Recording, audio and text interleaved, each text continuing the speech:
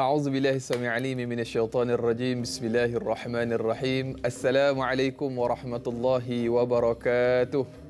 الحمد لله رب العالمين، والصلاة والسلام على أشرف الأنبياء والمرسلين سيدنا ومولانا محمد وعلى آله وصحبه أجمعين. قال سبحانك لا علم لنا إلا ما علمتنا إنك أنت العليم الحكيم ولا حول ولا قوة إلا بالله العلي العظيم. اللهم صل على سيدنا محمد وعلى آله وصحبه ومن تبعهم بإحسان إلى يوم الدين. أما بعد.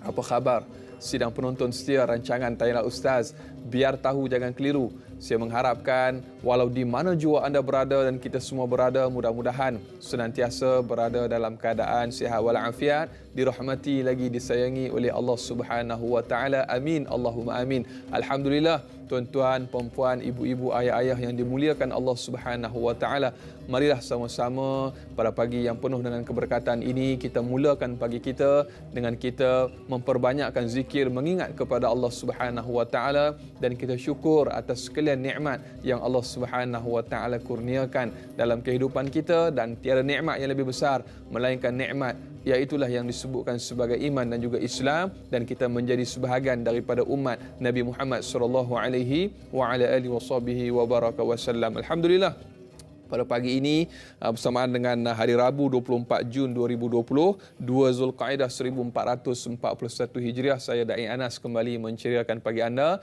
dan topik yang cukup menarik untuk kita perkatakan, untuk kita bincangkan pada pagi ini, iaitu berkenaan fik emosi yang akan kita kupas dan kita diskusikan bersama tetamu undangan kita, iaitu yang berbahagia Ustaz Zul Ramli Razali. Assalamualaikum Ustaz. Assalamualaikum warahmatullahi wabarakatuh. Allahu akbar, bergandingan sekali lagi Ustaz. Alhamdulillah. Allah berjodohan. Allahu akbar, alhamdulillah. Yeah. Dan terima kasih kita di Tanyalah Ustaz mengucapkan jutaan terima kasih kepada yang bagi Ustaz atas kesudian buat kesekian kalinya untuk sama-sama dengan kita untuk topik pada pagi ini, fik emosi. Dan semestinya bagi para penonton yang ingin mengajukan sebarang persoalan atau kemusykilan, boleh terus hubungi kami menerusi talian bebas tools 1800 88 1677 atau menerusi aplikasi WhatsApp, hantarkan di 011 1233 6480, atau paling mudah terus sahaja ke laman rasmi Facebook kami di Tanyalah Ustaz TV3. Dan seperti biasa, kita bersiaran serentak menerusi TV3 dan TV9, dan bagi anda yang menonton kami menerusi TV9, kita lanjutkan siaran tambahan 30 minit sehingga jam 8.30 pagi. Jadi terus setia menonton kami sehingga ke hujung rancangan insya-Allah. Dan semestinya para penonton dan juga yang berbahagia Ustaz, banyak perkara yang akan kita bincangkan pada pagi ini. Fik emosi, walaupun tajuknya sangat ringkas, sangat kecil, namun skop perbincangannya mungkin sangat luas dan mungkin 2 jam mungkin tidak mencukupi bagi perbincangan pada pagi ini. Ala kulli hal, kita akan bicarakan dan juga kita akan bantu menjawab persoalan yang mungkin akan diajukan oleh sahabat-sahabat penonton kita pada pagi ini. Dan yang berbahagia Ustaz, bagi pantun sikitlah Ustaz. Allahu akbar, besi bukan sebarang besi, besi ditempa dari Kedah. Kita berbicara fik emosi pastinya bukan perkara mudah. Jadi untuk permulaan topik pada pagi ini Ustaz, mungkin ada sesuatu yang ingin dibicarakan oleh yang berbahagia Ustaz sebagai permulaan. Falyatafaddal mashkur. Allahu akbar, kalaulah saya pandai membeli pantun tu kan, membeli yang kata menjawab balik alangkah manisnya ya. Tapi pekan daya insya-Allah tengah belajar lagi. Dari Anas ya. Baik, saya nak memohon izin untuk memulakan dengan membacakan doa yang istimewa yang Allah minta kita ucapkan. Kalimatnya simple. Assalamualaikum warahmatullahi wabarakatuh. Assalamualaikum warahmatullahi wabarakatuh. Saya memulakannya juga dengan ta'awudz, a'udzubillahi minasyaitonirrajim, kemudian basmalah, bismillahirrahmanirrahim, kemudian hamdalah, alhamdulillahi rabbil alamin, kemudian salat dan salam, salatan wa salaman daimain mutalazimain ila habibina wa nabiyyina wa syafi'ina Muhammadin wa ala alihi wa sahbihi ajma'in. Amma ba'd. Ya, sekali lagi alhamdulillah, macam Da'i Anas katakan, syukur kerana kita dapat bergandingan lagi, bertemu. Kita harap kita dapatlah yang duduk di bawah naungan arasy Allah tu kan. Amin. Yang bertemu dan berpisah kerana Allah. Bukan juga kita ya Da'i Anas, tapi juga para penonton.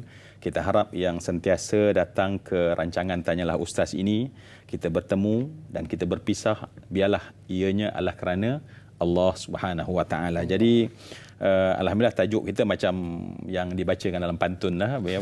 Kedah, rupanya Kedah tu bukan mudah rupanya. Ya.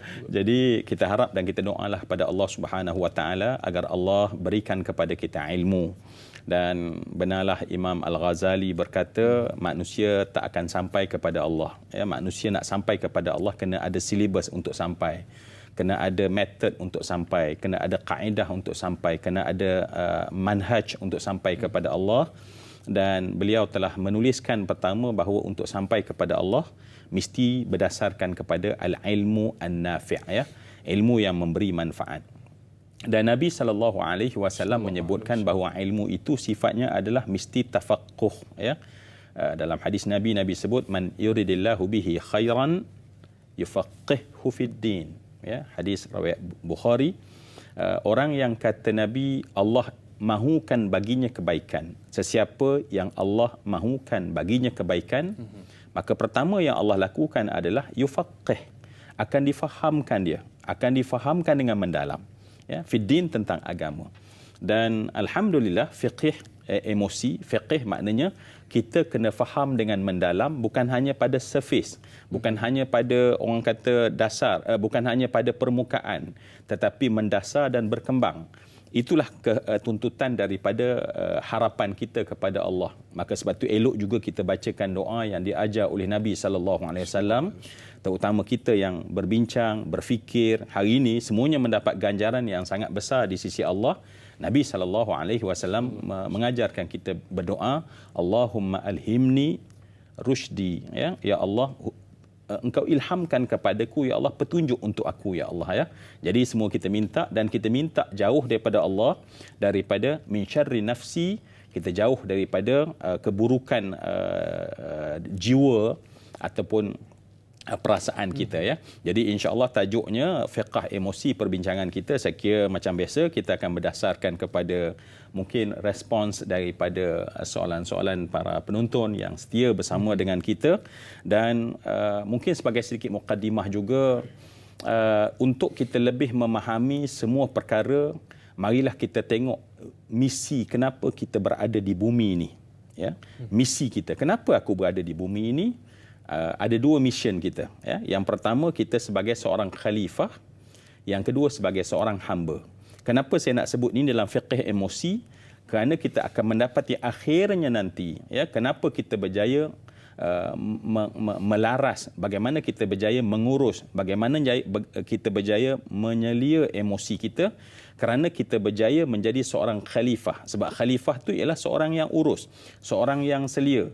Dan sebelum kita berfikir untuk mengurus apa yang ada di planet Marikh, sebab hari ini manusia begitu advance, ya, sehingga akhirnya berfikir dah tentang planet Marikh, Jupiter dan segala macam, ya. Tetapi manusia kena urus sebelum dia urus dunia luar. Kata Imam Sayyidina Ali bin Abi Talib berkata, sebelum manusia itu cuba berjinak untuk mengurus dunia luar, maka dia kena mengurus diri dia sendiri. Maka antara perkara terpenting yang manusia kena urus dan kita kena ambil ini tanggungjawab aku sebagai khalifah adalah mengurus emosi aku sendiri. Ya, jadi kena ambil tanggungjawab tu. Aku kena menguruskan emosi aku sendiri. Dan kerana itulah saya yakin dalam perspektif agama kita bahawa seorang khalifah akan berjaya apabila dia melaksanakan fungsi yang pertama, yakni dia sebagai seorang hamba kepada penciptanya. Jadi gabungan misi inilah, ya, kenapa kita berada di bumi ini akan memudahkan kita memahami tajuk fiqh emosi ni, insya-Allah, Dayak Anas. Agak panjang sikit sebab nak cover pantun tak ada tu. Allah Akbar. Pantun boleh kemudian Ustaz, insya-Allah. Boleh ke? Kita tak kira hutang. Allah Akbar. Ala kulli hal, masya-Allah tabarakallah, satu pembukaan ataupun mukadimah topik yang cukup menarik daripada yang berbahagia Ustaz tentang kalau tuju topik kita fiqh emosi. Pastinya kita bukan berbicara soal masalah saja Ustaz, kita ingin mencari jalan penyelesaian. Mungkin ada sahabat-sahabat kita yang bertanya, dan telah pun ada yang menghantarkan menerusi aplikasi Facebook. Sahabat kita yang bertanya, soalan yang pertama, Sahziatul Sidik di Facebook. Assalamualaikum Ustaz dan Da'i. Waalaikumsalam warahmatullah. Apakah keutamaan fiqh emosi menurut Islam? Dan yang keduanya, apakah dapat dikaitkan rukun iman yang keenam, iaitu percaya kepada qada dan qadar dengan fiqh emosi. Ini kerana apabila kurang keimanan pada ketetapan Allah Subhanahu wa taala menjadikan seseorang itu terganggu emosinya. Mohon penjelasan Ustaz yang dihormati. Sekian, terima kasih. Dua soalan di situ menerusi sahabat kita di Facebook, Sahziatul Sidik bertanya, apakah keutamaan fiqh emosi menurut Islam Ustaz, dan juga kaitan dengan rukun iman yang keenam, iaitu tentang topik kita pada hari ini Ustaz. Yeah. Baik, terima kasih kepada Syahaziatul Sidik. Ya, saya kira satu soalan sulung yang sangat baik untuk kita jadikan perbincangan, dan saya masih lagi nak mengajak semua yang saya kasih sekalian melihat kepada struktur agama kita itu sendiri, ya. Kerana agama terbina daripada struktur ilmu, ya, sebab tak mungkin agama ini terbina tanpanya adanya disiplin ilmu. Kalau saya nak menjawab soalan daripada yang bertanya sebentar tadi, ya, nilai, orang kata nilai fiqh emosi itu, ya. Sebab bila kita bercerita tentang emosi, nanti mungkin insya-Allah perlahan-lahan kita akan cuba definisikan dia supaya kita nampak doa pada Allah lah, kita doa pada Allah, Allah lebih jelaskan sebab dia adalah milik kita. Yang kita kena seolah keluarkan sekarang, letak di hadapan kita, orang kata dalam bahasanya tajallikan di hadapan kita untuk kita dapat berinteraksi dengan dia, kita nilai dia, kemudian kita akan bertindak dengan cara yang baik. Baik, bila kita kata emosi manusia ni bila berjaya dikawal, maka lahirlah di sana yang dinamakan akhlak, ya. Akhlak karimah, akhlak mulia yang ada dalam kehidupan manusia sebenarnya banyak terlahir daripada emosi yang berjaya diurus selia dengan baik. Jadi dengan cepat dulu, ya, bahawa bila kita nak bercakap soal fiqh emosi, fiqh ni maknanya kefahaman yang mendalam tentang emosi ni, sebab asbab kenapa manusia berjaya menjadi seorang yang berakhlak adalah kerana sejauh mana dia berjaya mengawal emosi dia, ya. Kemudian sebab soalan tadi sangat bagus, kerana apa? Bahawa dalam ajaran Islam kita sebut akhlak ni adalah ilmu yang kita boleh misalkan sebagai buah, ya, buah ataupun disebut sebagai natijah. Kita tanam pokok durian king, ni musim durian kan, ya. Kenapa kita tanam?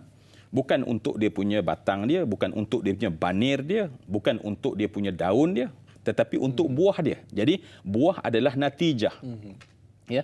Jadi begitu juga akhlak dalam Islam, dia adalah natijah yang Allah nak ada pada diri seseorang. Jadi seolah-olah kalau kita lahir tetapi tak ada buah-buah tersebut, sama macam kita kata saya ada sedusun pokok musang king di Kuala Temeling, tetapi langsung tidak ada buah. Ya. Dan Anas tanya lagi, macam mana Ustaz? Saya kata alhamdulillah, boy, dia punya banir dia, alhamdulillah, dia punya kulit dia, Allah ya Tuhanku, kan. Tahun depan tanya lagi, cerita lagi. So yang dai Anas nak tunggu buahnya macam mana. Tak apa, buah tak penting. Mana boleh buah tak penting, sebab itu adalah natijah. Maka akhlak ni natijah hidup kita. Ya, hidup kita ni, agama kita ni, natijahnya adalah untuk melahirkan akhlak. Tetapi kita mendapati bahawa struktur dalam ilmu agama Islam adalah natijah tersebut ataupun dia punya end result tersebut hanya lahir daripada akar. Akar yang kuat, dan akar itulah iman. Jadi sebab itu rupanya bila kita cakap soal akhlak ataupun dalam bahasa klasiknya orang katakan dalam bentuk tasawuf, tasawuf ni maknanya bagaimana proses, ya, proses penyucian yang berlaku kepada diri tersebut. Dia asasnya adalah dia punya akar itu, dan akar adalah akidah. Dan salah satu daripada cabang rukun daripada akidah itu adalah beriman dengan qada dan qadar, yakni ketetapan, ketentuan kita yakini datangnya daripada Allah. Jadi kita mendapati bahawa kaitan antara kedua ni memang berlaku. Jadi kalaulah sekiranya akarnya rontok, sekiranya akarnya bermasalah, maka buahnya automatik akan bermasalah. Saya banyak kali juga bila tanya terkena durian-durian yang sedap ni kan. Ni cerita durian sikit boleh ke Adik Anas? Terkena, Ustaz, terkena. Ya. Kita dapati bahawa durian sedap ni rupanya dianya sedap adalah pada tempat yang pokok tu tumbuhnya berbatu-batu. Allah. Ya. Kenapa? Sebab rupanya akar tersebut bila dia kena batu, dia dalam keadaan stres, dan bila dia stres, dia akan berfikir untuk mengeluarkan hasil yang terbaik. Cerita tu panjanglah, mungkin pakar-pakar durian boleh cerita dengan lebih mendalam. Tetapi memang mengujakan saya bila saya dengar tentang profesor yang bercakap tentang ini, sehingga saya buat analisa lepas tu. Saya kata kalau bukan profesor yang cakap sekadar orang kampung, saya sah-sahnya tak mempercayai seolah begitu intelijen satu pokok durian. Tetapi dalam konsep soalan pertama tadi, dan ini penting dalam struktur ilmu, ya. Sebab itulah kenapa akhlak tak terlahir, kenapa natijah tak terlahir? Kenapa? Sebab manusia tak memperkasakan dia punya iman dia. Iman pada Allah, iman pada malaikat, iman pada kitab, iman pada Rasul, iman kepada adanya hari kiamat, iman kepada qada dan qadar. Itulah penentu buah tadi. Jadi sebab tu benar, kalau kita nak, rupanya nanti insya-Allah dalam proses, nanti kita akan bercerita banyak proses bagaimana kita nak menjaga emosi, perasaan, orang kata mood dan segala macam ini. Akhirnya kita akan mendapati bahawa akhirnya kita tak dapat lari. Dan sebab tu saya nak jawab juga, itulah fungsi yang pertama manusia tadi. Misi yang kedua manusia. Manusia sebagai seorang hamba. Sebab bila dia seorang hamba, dia berpegang kepada rukun-rukun keimanan. Saya harap masih lagi, walaupun mungkin di awal ni dari Anas, mungkin kita bercakap dalam bentuk konsep-konsep.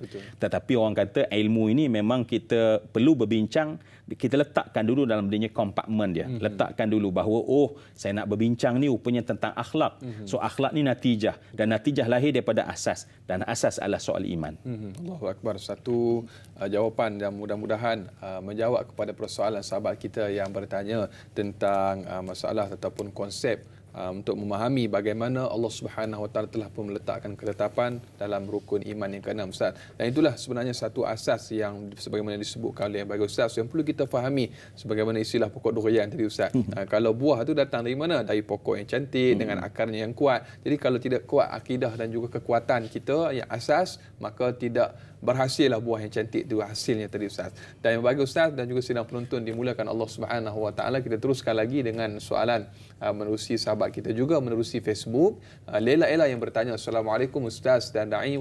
Waalaikumsalam warahmatullahi wabarakatuh. Semoga dalam rahmat Allah Subhanahu Wa Taala. Amin insya-Allah. Emosi akan mempengaruhi cara berfikir, dan jika cara berfikir itu salah, maka tindakan juga akan menjadi salah. Bagaimanakah seseorang itu dapat mengawal emosi mereka supaya tidak bertindak di luar kawalan? Mohon penjelasan Ustaz. Terima kasih. Saya teringat bila mana Lela Ella bertanya soalan begini, kita lihat banyak yang berlaku pada hari ini, Ustaz. Masalah-masalah yang kalau kita nak bicarakan mungkin banyak ataupun panjang lebar, tapi mungkin sebagai permasalahan ini bagaimana untuk kita mencari satu solusi ataupun jalan keluar sebagaimana yang telah pun diajukan oleh sahabat kita, Ustaz. Baik, Masya Allah ya. Tadi kita pecahkan dari sudut ilmu lah. Ilmu tu maknanya akidah ni dia adalah akar. Kemudian kita tahu bahawa akhlak yang maknanya bila kita berjaya mengurus emosi kita, maka akan lahirlah akhlak. So akhlak adalah natijah ya. Baik, soalan yang kedua ni saya kira menanya kepada kita dalam konteks emosi dan juga akal ya. Fikiran, begitu tadi ya. Dari Anas, saya harap saya sempat membaca tadi. Kita dapati memang benar sebab emosi ni emosi kita tahu adalah satu benda yang memang merupakan milik kita. Ya, tidak ada manusia yang lahir tanpa emosi. Ya, setiap benda yang kita pergi manusia lah kepada manusia, kita tak cerita benda hidup yang lain ya. Membezakan manusia benda hidup dengan benda yang mati macam buku ni, macam pen ni ya. Dia tidak dibekalkan pada mereka emosi ya, berbanding dengan manusia. Dan bila dibekalkan, orang kata built in, saya manusia, maka saya dibekalkan emosi. Maka dibekalkan emosi, bila dibekalkan, dia adalah komponen wajib. Dia mesti ada. Ya, tak mungkin seorang itu lahir tanpa emosi. Sebab kalau tanpa emosi macam handphone ni lah ya, katalah kita buat apa pun dia macam tu juga. Kita cakap apa pun dia macam tu juga, macam juga buku ni walaupun tajuk memang sedap lah tahzan ya, tetapi dia tak ada kena mengena dengan perasaan duka cita dia. Dia perasaan duka cita kita. Jadi semua benda yang tidak hidup dia tidak ada emosi. Tetapi manusia Allah jadikan bahawa dia ada emosi. Tetapi Allah tidak melahirkan emosi semata-mata. Tetapi Allah melahirkan bersama, Allah built in manusia ini bukan sekadar emosi, tetapi ada yang lebih tinggi daripada emosi. Yang namanya adalah rasio kita panggil, ataupun dalam bahasa kita ialah akal. Atau dalam bahasa yang lebih orang gunakan rasional. Ya, sebab rasio adalah merupakan akal, dan akal adalah benda yang lebih tinggi yang Allah letak dalam diri manusia. Jadi bila kita faham, oh aku ni Allah jadikan dalam diri aku emosi, tetapi ada yang lebih tinggi yang namanya akal. Sebab akal ni dalam bahasa Arab akal ya, dan ya Anas ya, kalau ni musim haji, orang tak pergi haji ni mungkin ada yang mungkin masih lagi sendu-sendu sedih kan. Kalau kita perasan orang zaman dulu dia pergi haji, dia balik dia pakai igal. Ya, igal. Ya, igal itu sebenarnya akal. Ya, akal adalah benda yang mengikat, sebab orang Arab Badui gunakan akal itu ataupun igal itu untuk ikat unta. Jadi bila manusia ni dia ada akal, maka sebenarnya akal adalah fungsi tertinggi manusia untuk mengikat semua benda. Mengikat semua benda dalam diri dia, termasuk emosi. Jadi sebab tu apabila seseorang manusia itu dia tidak meletakkan fungsi akal pada kedudukan untuk menjaga diri dia, di situ kesilapan manusia. Berlaku kesilapan pada manusia apabila dia benarkan emosi membuat keputusan. Ya, emosi membuat keputusan. Jadi mungkin untuk jawapan, sebab kita akan berjalan perlahan-lahan dalam perbincangan ini, sebab kita belum lagi definisikan apa itu emosi. Mungkin sampai kita faham, oh cuma kita dah faham sekarang emosi adalah satu benda yang memang built in dalam diri aku.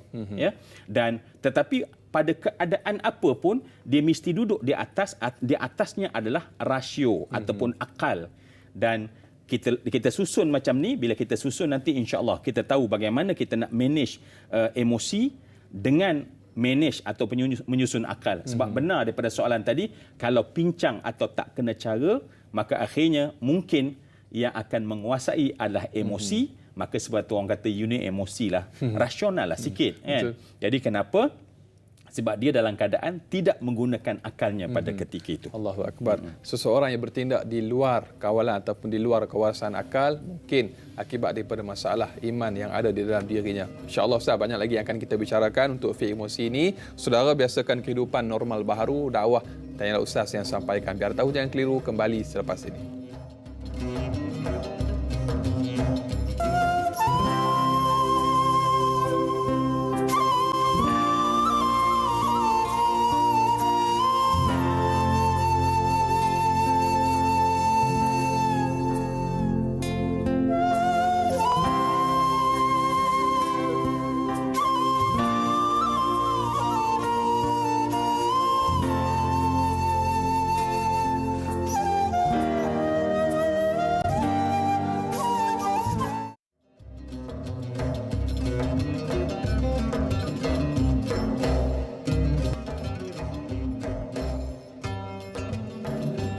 Alhamdulillah, masih lagi terus setia bersama dengan kami. Tanyalah Ustaz, biar tahu jangan keliru. Alhamdulillah kita membicarakan topik fiqh emosi dan bersama yang berbahagia Ustaz Zul Ramli Razali, dan yang bagi Ustaz dan juga sidang penonton, rasanya masih lagi belum terlambat untuk kita mengucapkan selamat kembali ke alam persekolahan bagi mereka yang memulakan persekolahan pada hari ini, dan dijangka sebagaimana yang disiarkan di buletin utama semalam dan juga sebelum ini, guru dan juga seluruh pihak sekolah bersiap sedia untuk menerima kemasukan semula kurang lebih 500,444 orang pelajar, dan terutamanya bagi mereka yang memulakan persekolahan pada hari ini, bagi pelajar-pelajar calon SPM, STPM, STAM dan juga calon-calon peperiksaan antarabangsa yang setara. Mudah-mudahan adik-adik pelajar dapat mematuhi SOP yang telah pun ditetapkan oleh pihak kerajaan bagi memutuskan rantaian COVID-19 yang menjadi pandemik bagi seluruh dunia. InsyaAllah mudah-mudahan diberikan keselamatan dan kekuatan juga kepada para guru dan juga seluruh para pendidik yang bertugas bermula pada hari ini insyaAllah. Dan yang bagi Ustaz dan juga sidang penonton yang dimuliakan Allah Subhanahu Wa Taala, kita raikan terlebih dahulu pemanggil yang telah pun bersama kita di talian pada ketika ini. Halo, Assalamualaikum. Waalaikumsalam warahmatullahi wabarakatuh. Da'i Ana dan Ustaz. Okay, saya Ismail Rasul Bulu. Soalan saya tanya Ustaz begini. Ya, ya. Bagaimanakah cara Rasulullah sallallahu alaihi wasallam Sallallahu alaihi menahan emosi dalam sesuatu situasi yang tidak senang dengan sesuatu perkara? Itu je soalan saya begini. Terima kasih. Assalamualaikum warahmatullahi wabarakatuh. Waalaikumsalam warahmatullahi wabarakatuh. Satu soalan yang cukup baik daripada Cik Ismail Maisa Sungai Buloh, sahabat kita yang bertanya, bagaimana cara Rasulullah SAW mengendalikan emosi baginda. Kita lihat dalam sirah bagaimana hebatnya Ustaz dan juga para penonton perjuangan baginda Nabi SAW diuji dengan mehnah dan tribulasi dalam perjuangan dakwah, dicerca, dihina, dituduh dengan tuduhan-tuduhan yang melampau dan diperlakukan dengan tidak peri kemanusiaan demi menyelamatkan seramai mungkin umat daripada azab siksa Allah Subhanahu Wa Taala. Kita ketahui kalaulah seorang manusia itu paling banyak boleh tekanan ataupun stres, saya fikir dan saya rasa baginda Nabi SAW yang lebih layak untuk merasai semua itu, tetapi tidak dilakukan oleh baginda Nabi SAW. Bagaimana baginda SAW menguruskan perkara tersebut, Ustaz? Sedikit. Baik, Masya Allah ya. Terima kasih kepada Tuan Haji Ismail ya, istiqamah ya, bersama dengan kita seperti juga para penonton yang lain, alhamdulillah ya, untuk mendapat manfaat. Bila kita bercakap soal emosi dan alangkah baik, saya rasa sangat bertuah dengan soalan tadi. Kenapa? Sebab apabila kita tanya ya kepada apa Nabi buat, kemudian itulah pedoman pertama kita. Sebelum kita mula kembangkan ikut rinci-rincian kecil daripada apa yang dibahaskan oleh makhluk-makhluk selain daripada Rasulullah sallallahu alaihi wasallam. Baik, bagaimana cara Rasulullah menguruskan emosi ya? Kita tahu bahawa emosi ni pasti ada dua keadaan ya. Satu, perasaan suka yang kita katakan perasaan yang sifatnya sayang, suka ya. Satu lagi yang sifatnya adalah sedih, gundah, hazan, duka cita dan segala macam ya. Baik, bagaimana Nabi boleh berhadapan sehingga akhirnya mengekalkan akhlak tu? Maknanya sebab yang kadang-kadang yang menggogah, yang mengoyakkan akhlak manusia ialah datangnya celahan-celahan emosi tadi ya, pemarah, pendendam, pembenci, apa lagi ya kita kata, semua akhlak-akhlak itu adalah berpunca daripada emosi yang tak diurus dengan baik tadi. Baik, kalau kita tengok Allah Subhanahu Wa Taala sebut dalam Al-Quran kan tentang Nabi secara khusus. Allah menyebut fabima rahmatin minallah lintalahum ya. Ayat tu saya nak ambilkan begitu saja, saya nak bagi tahu bahawa dan daripada rahmat Allah ke atas Nabi adalah Nabi tu lintalahum ya. Engkau wahai Muhammad bersifat lembut kepada mereka. Jadi nak sebut sifat lembutnya adalah dalam apa juga situasi dan kondisi, suka atau duka, biasa atau hatta pada peringkat peperangan ya, kita ulang bagaimana kisah Nabi SAW bercucuran darah keluar daripada pipi Nabi ya. Bayang ketika itu orang-orang Quraisy ya menyediakan batu dalam peperangan Uhud, bagaimana berdarah Nabi, darah merah Nabi mengalir. Para sahabat menakung darah merah sambil mereka menyebut kepada Nabi, ya Rasulullah, engkau doakanlah laknat Allah ke atas mereka ya Rasulullah yang menyebabkan kamu jadi begini. Maknanya cuba bayang dalam keadaan kalau kita lah orang kata bajet baik ni lah ya, tiba-tiba mungkin tak ada masalah, aircon bagus, semua bagus ya, semua bagus, tetapi tiba-tiba berlaku sebaliknya, bukan yang kita rancang. Dan dalam keadaan itu ya, para sahabat boleh sebut sebab Nabi ni doanya dimakbulkan oleh Allah. Maka sahabat ni kata, ya Rasulullah, doakan agar semoga mereka mendapat laknat. Allah. Cuba bayang darah merah yang sedang mengalir melalui pipi Nabi dan bertakung dalam tapak tangan para sahabat. Dan Nabi menyebut, aku diutus oleh Allah bukan untuk memberi laknat, tetapi aku diutus untuk memberi rahmat. Maknanya dalam keadaan yang paling ekstrim bahawa Nabi berjaya menampilkan akhlak yang disebut Allah katakan lintalahum ya. Dalam keadaan itu, sebab kalau kita baca juga dalam satu syair Sayyidina Ali bin Abi Talib menyebut innal makarimal akhlaq mutakharatun fal aqlu awwaluha wad dinu thaniha wal ilmu thalithuha wal hilmu rabi'uha wal judu khamisuha wal birru sadisuha wal arfu sabi'uha was sabru thaminuha wasyukru tasi'uha wal linu ashiruha Ya, nak ringkasnya maknanya manusia ni dia punya akhlak dia bila paling tinggi disebut lin. Lin maknanya dia boleh bersifat lemah lembut pada semua keadaan, bukan sekadar pada masa bagus atau tak bagus. Baik, Allah menyebutkan bahawa itulah rahmat. Maknanya kalau kita nak rahmat Allah, maka kita kena ada sifat Nabi tadi, lin talahum, ya. Sebab Allah pun menyebutkan kalau engkau lah keras, orang akan lari daripada engkau. Sebagai engkau seorang rasul, seorang nabi, maka gagallah fungsimu sebagai rasul kalau orang lari daripada engkau. Baik, kalau kita tengok balik daripada ayat tadi, Allah bagi tahu rahmat Allah. Dan sekarang kita nampak bahawa bila saya bercakap ni, saya sebenarnya di sudut hati saya berdoa pada Allah, ya Allah, dan juga para penonton termasuk Tuan Haji Ismail, marilah kita tergolong dalam golongan ada sifat lin ini. Orang yang bersifat boleh dalam keadaan mengawal diri walau apapun situasi dan kondisi keadaan dirinya. Dan Allah Subhanahu Wa Taala dalam ayat yang masyhur dalam surah Taubah, Allah sebutkan tentang ayat tentang Nabi. Sebab Tuan Haji Ismail bertanya tentang bagaimana Nabi sampai boleh begitu sekali, maka Allah ceritakan tentang ayat laqad ja'akum rasulun min anfusikum azizun 'alaihi ma 'anittum harisun 'alaikum bil mu'minin raufur rahim. Maka di sana Allah sebut dua sifat Nabi yang sangat menonjol, menjadikan seorang Nabi itu sangat mengharapkan kebaikan bagi kita dan sangat tak nak berlakunya kemudaratan kepada kita. Seolah-olahnya Anas, kalaulah Nabi berada dengan kita sekarang pada ketika COVID-19 ni, Nabi lah yang sebenarnya paling risau kalau umat dia terkena sakit ini. Sebab sengsara. Nabi tak nak, Nabi tak suka kesengsaraan itu kena pada umat Nabi. Baik, apa yang ada dalam diri Nabi yang telah menjadi akhlak? Raufun rahim. Seorang Nabi yang ada padanya ialah seorang yang pemaaf, seorang yang penerima, seorang yang penyayang, seorang yang itu sifat yang kena ada. Jadi rupanya sifat-sifat baik yang ada itulah yang menjadikan bahawa Nabi boleh berakhlak dalam apa semua keadaan. Jadi kita kena ada sifat penyayang yang banyak dalam dada seorang ayah, dalam dada seorang suami, dalam dada seorang isteri, dalam dada seorang guru, dalam dada seorang pemimpin, dalam dada siapa pun mesti penuh dengan perasaan raufun rahim. Maknanya kita penuh perasaan itu, barulah insya-Allah apapun stimul, apapun yang kita kata rangsangan, faktor rangsangan, dia tak menjadikan emosi kita mudah terpancing untuk perkara yang negatif, tetapi dalam keadaan yang sangat stabil insya-Allah. Itu cara Nabi. Betul. Allahu Akbar. Saya teringat bila mana ada satu eksperimen yang dilakukan oleh pakar pengkaji tentang emosi ni Ustaz. Mungkin dia berlaku di luar negara, tetapi kita boleh ambil ilmu ni Ustaz. Dia menyebutkan tentang satu eksperimen, diletakkan kambing 2 ekor, seekor diletakkan di sebelah kandang harimau dalam satu balang kaca dan satu ekor lagi diletakkan jauh, maknanya tidak nampak harimau tersebut. Jadi yang lebih cepat mati ialah kambing yang duduk di sebelah kanan harimau tersebut. Dan rupanya yang menyebabkan dia mati adalah masalah jantung, disebutkan oleh pengkaji tersebut, menunjukkan bahawa ketakutan manusia kepada sesuatu perkara itu sebenarnya telah membunuh dia lebih awal.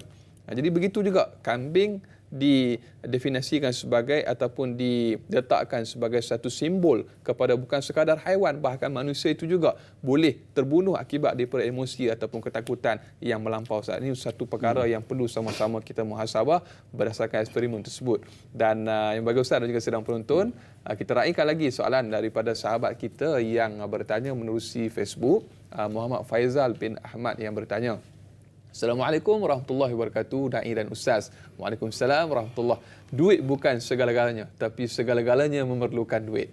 Faktor duit, ramai yang bunuh diri, kes perceraian. Duit juga menjadi faktor utama manusia hilang pertimbangan sehingga sanggup melakukan apa sahaja untuk memilikinya. Mohon pandangan Ustaz, apakah ada kaitan duit dengan emosi seseorang? Terima kasih Ustaz. Terutamanya kita duduk dalam fasa PKPP ini, dan sebelum itu kita telah pun melalui PKP dan juga Perintah Kawalan Pergerakan Bersyarat dan sebagainya, dan wabak pandemik COVID-19 yang melanda sedikit sebanyak menjadi satu titik tolak kepada masalah-masalah yang mungkin berlaku sebagaimana yang diajukan oleh sahabat kita Ustaz. Sedikit daripada yang bagi Ustaz. Ya, baik, terima kasih akhi Muhammad Faizal bin Ahmad, ya, yang kira kita cakap realiti sekarang. Betul. Kita cakap soal realiti. Ya. Kita dah bercakap teori, ya. Kita dah tengok teori, tapi bagaimana realitinya. Memang benar tentang nilai duit itu pada pandangan mata manusia. Sebab tu ada syair sebut ra'aitun nasa qad dhahabu ila man 'indahu adh-dhahabu wa man la 'indahu adh-dhahabu fa 'anhu an-nasu qad dhahabu wa ra'aitun nasa qad malu ila man 'indahu al-malu wa man la 'indahu al-malu fa 'anhu an-nasu qad malu wa ra'aitun nasa qad munaffidatan ila man 'indahu fiddatan wa man la 'indahu fiddatan fa 'anhu an-nas qad munaffidatan. Kesimpulannya maknanya manusia ni memang kenapa harta dinamakan harta dalam bahasa Arab sebab condong hati manusia kepadanya. Kenapa emas dinamakan emas dalam bahasa Arab sebab manusia pergi kepadanya. Cenderung ya. Jadi memang tetapi kalau kita melihat secara saksama adakah tidak ada duit maka itu menyebabkan seorang itu emosinya menjadi bercelaru, kita kata. Adakah kerana tidak ada duit maka kerana itu menjadi emosinya bercelaru? Jawapannya ya. Tetapi kita tanya soalan yang lain, adakah orang yang punya duit banyak maka emosinya stabil? Betul. Oh, jawapannya tidak juga. Belum tentu. Belum tentu juga. Jadi rupanya kita kena melihat balik secara saksama apa faktor. Sebab tu emosi ni menurut pengkaji emosi dan perasaan, kita katakan orang mungkin kita selalu samakan emosi, perasaan emosi dalam bahasa perbincangan harian ya. I punya emosi, I punya perasaan ya. Pada hakikatnya bila kita melihat secara saksama untuk kita urus, kita tahu bahawa emosi sesuatu benda yang berbeza daripada perasaan ya. Sebab emosi adalah setiap yang terlahir daripada sesuatu stimulasi ataupun setiap yang terlahir, satu respon yang terlahir daripada apa-apa faktor yang merangsang dia. Dan dalam konteks sekarang, terima kasih pada akhi tadi, akhi siapa?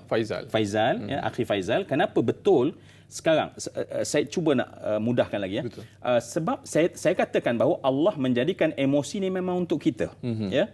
Baik, emosi tersebut dalam soal keadaan PKP sekarang ni kan contohnya ya, dan memang kita dengar di sekeliling kita, nampak ya, kita dengar di sekeliling kita ni sama macam kambing yang duduk kat sebelah rimau tapi sebenarnya dia dalam batas kaca tadi ya.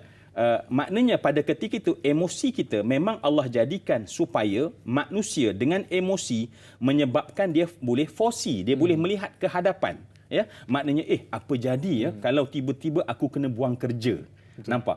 Adanya rangsangan. Apanya rangsangan? Situasi selepas PKP ataupun COVID di seluruh dunia. Betul. Itu rangsangan. Maka emosi kita akan merespon. Sebab emosi ni, dia sangat bagus sebab dia nak jaga diri kita. Betul. Cuba bayang kalau orang tak ada emosi. Yang tak ada masalah apa-apa. Sekarang ni COVID-19 tak ada masalah. Itu yang dulu, Masya Allah, tak ada emosi pun dia pergi duduk makan lepak sama-sama kan. Allah Akbar. Sebab emosi dia tidak merespon pada diri dia. Sebab emosi ni sayang kita. Maka dia kerana sayang dialah maka dilahirkan perasaan takut. Betul. Maka bila lahir perasaan takut, dia minta badan kita bertindak. Sebab kalau kita tanpa ada emosi terlebih dahulu ya, bagaimana nak datang tindakan susulan. Betul. Ya.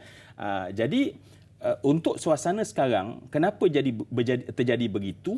Kenapa? Sebab emosi tersebut, pertama sekali kita kena accept dia. Kenapa ada perasaan takut? Itu adalah sesuatu yang wajar. Ya. Tetapi mungkin persoalan yang kita nak akan bincangkan mungkin lepas daripada ni, saya dah tengok dari Anas senyum tu, mungkin kita kena tengok jawapan lain. Tetapi tak ada masalah sebab kita akan ada lagi beberapa soalan untuk perkemaskan apa yang saudara Faizal tanya tadi. Jadi kita dapati bahawa daripada emosi yang tujuannya untuk menjaga diri kita, tetapi dia jangan jadi macam kambing tadi. Sehingga akhirnya dia hilang sebab dia duduk tengok sedangkan dia tak tahu protection yang sedang ada ya. Jadi sebenarnya dia kena balik kepada rasional. Betul. Jadi bila kita gunakan rasional, tapi dalam agama kita bukan sekadar menggunakan rasio akal, tetapi kita terjun dalam iman, gabungan itu menyebabkan emosi, sesuatu yang memang bersifatnya penjaga diri. Bodyguard betul-betul. Bukan yang bodyguard tapi pukul kita balik. Allah Akbar. Berpandukan kepada Al-Quran dan juga sunnah dan juga perkara-perkara yang dibawa oleh baginda Nabi SAW dan juga para ulama sampailah ke zaman kita pada hari ini. Dan itulah antara garis panduan yang perlu sama-sama kita fahami. Dan sedikit Ustaz, mungkin apakah berpunca daripada takut kepada kefakiran? Nanti kita sambung Ustaz. Itu juga perkara yang perlu sama-sama kita perdebatkan dan juga perhalusi. InsyaAllah banyak lagi yang akan kita bicarakan. Saudara sedang penonton, biasakan kehidupan normal baharu. Dakwah biar tanya Ustaz yang sampaikan. Biar tahu jangan keliru, kembali selepas ini.